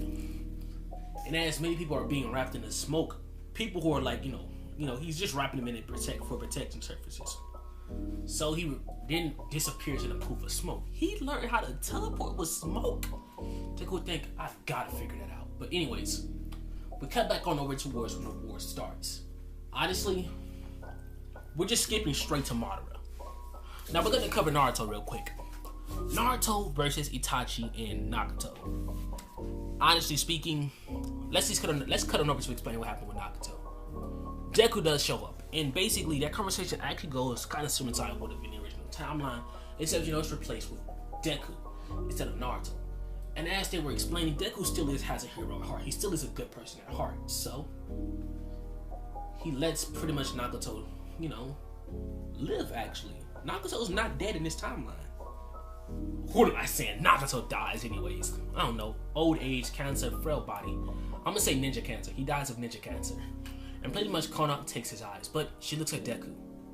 He was gonna die 3 minutes anyways. And she immediately gives him, the Rinnegan.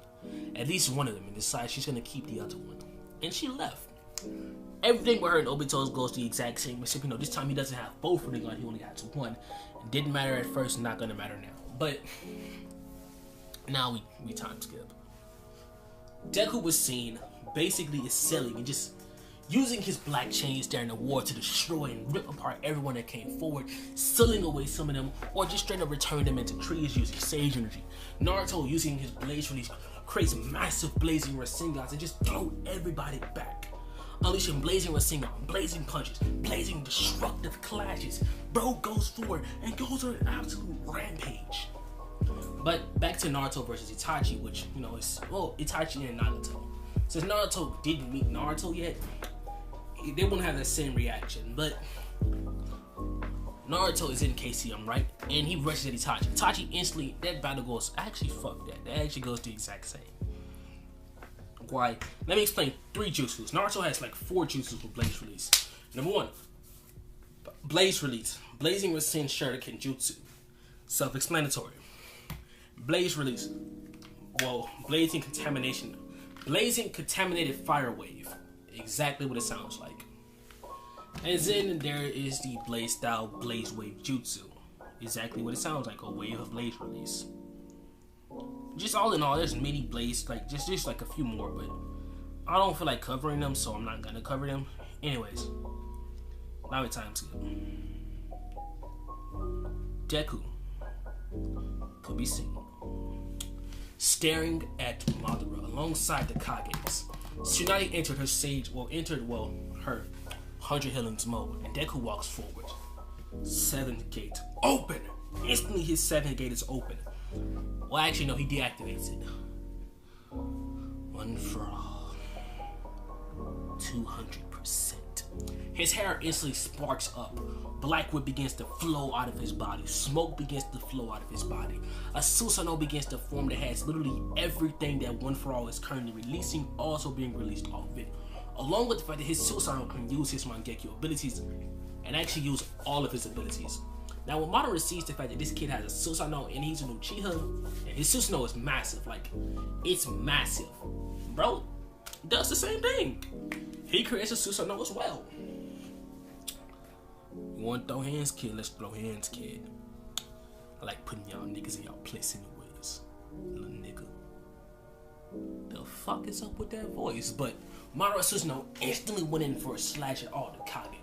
Gaara instantly summoned his Susanoo, which is like half of the size of theirs, but Deku instantly uses his sword and clashes with Madara.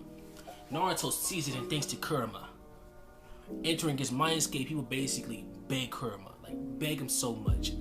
And Kurama and Naruto would finally hit that "you're not a monster" moment anymore. And well, the seal will be undone. And well, Kurama is also able to link with Naruto for the first time, creating the Kurama link. All that going well just for my boy Obito to basically spawn in and hit that. Hey, buddy. Here's a present. Instantly spawning the ghetto statue, and Madara's like, "What are you doing?" Helping. Before dipping out. And he reappears. "Oh yeah, you weren't gonna survive this if I didn't." And then he dips again and goes back to whatever the fuck he was doing at first. Anyways, Madara grabs the ghetto statue and just fuses it with his Susanoo. And Team 7, the Kages are just like, the fuck are we looking at? But instantly, Deku rushes forward, immediately slams his fist directly into it as it is sent flying, crashing all across the battlefield. Madara is stunned. Bro, how the fuck did he do that? Instantly, the Susanoo rushes forward. Well, what do I even call it? The Sasso sketch?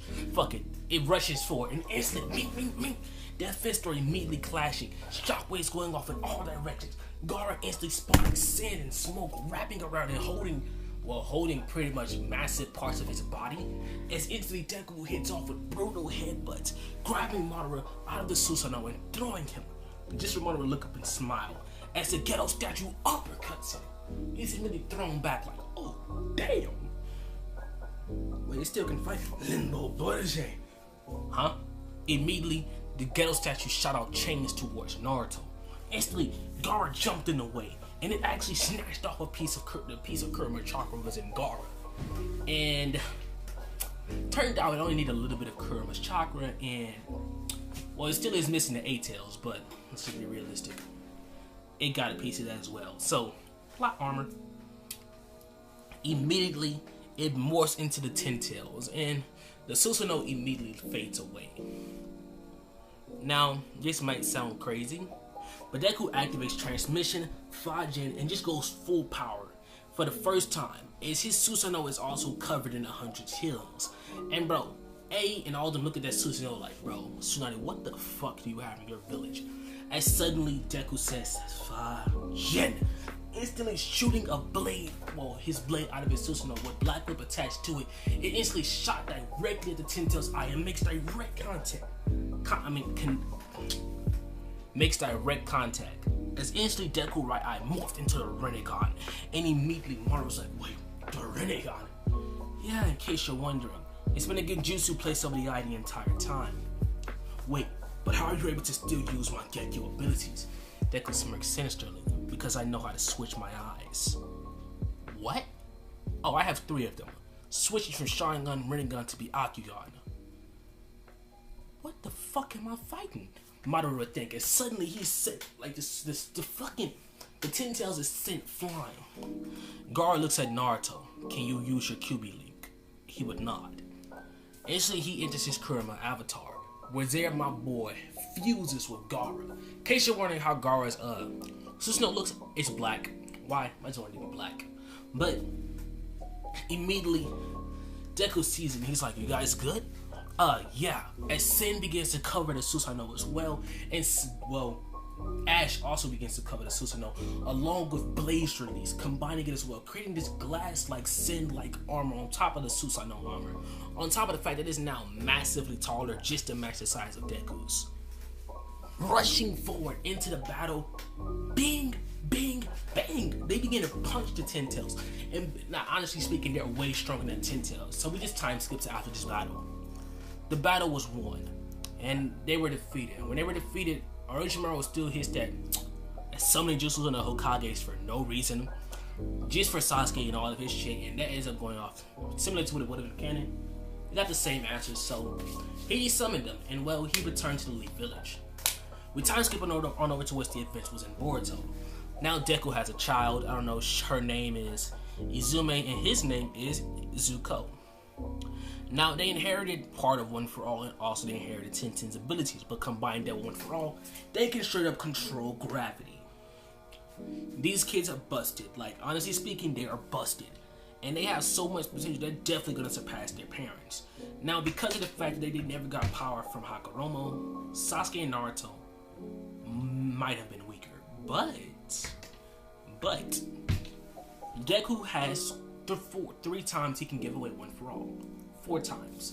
So he gave One For All away to Naruto and Sasuke and Kakashi, and now they're actually equivalent to their canon counterparts, actually way stronger. So plus One For All, it actually enhanced their chakra so much so to the point where the Ashura and Indra sides of their chakra kind of forcibly activated. Therefore, they forcibly awaken their inner power, meaning that for plot convenience, they still do get their canon powers, like their canon extra abilities, just due to One For All enhancing the chakra was in them. So any hidden chakra pool or any hidden power was enhanced as well. Why? Bullshit. Honestly speaking with y'all, bullshit.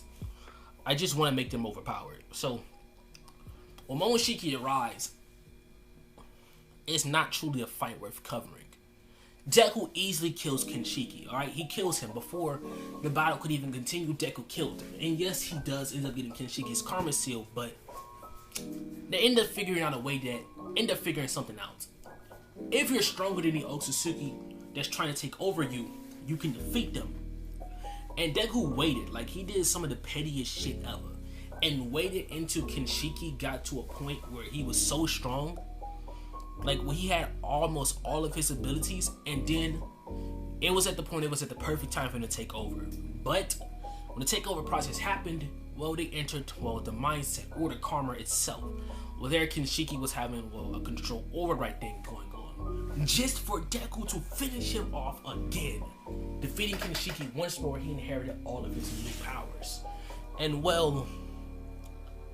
yeah, speaking now, Deku's so broken to the point where it's not even worth covering. Everything with Momoshiki, I want to say, goes up to canon, but Naruto and Sasuke have One For All. And honestly speaking,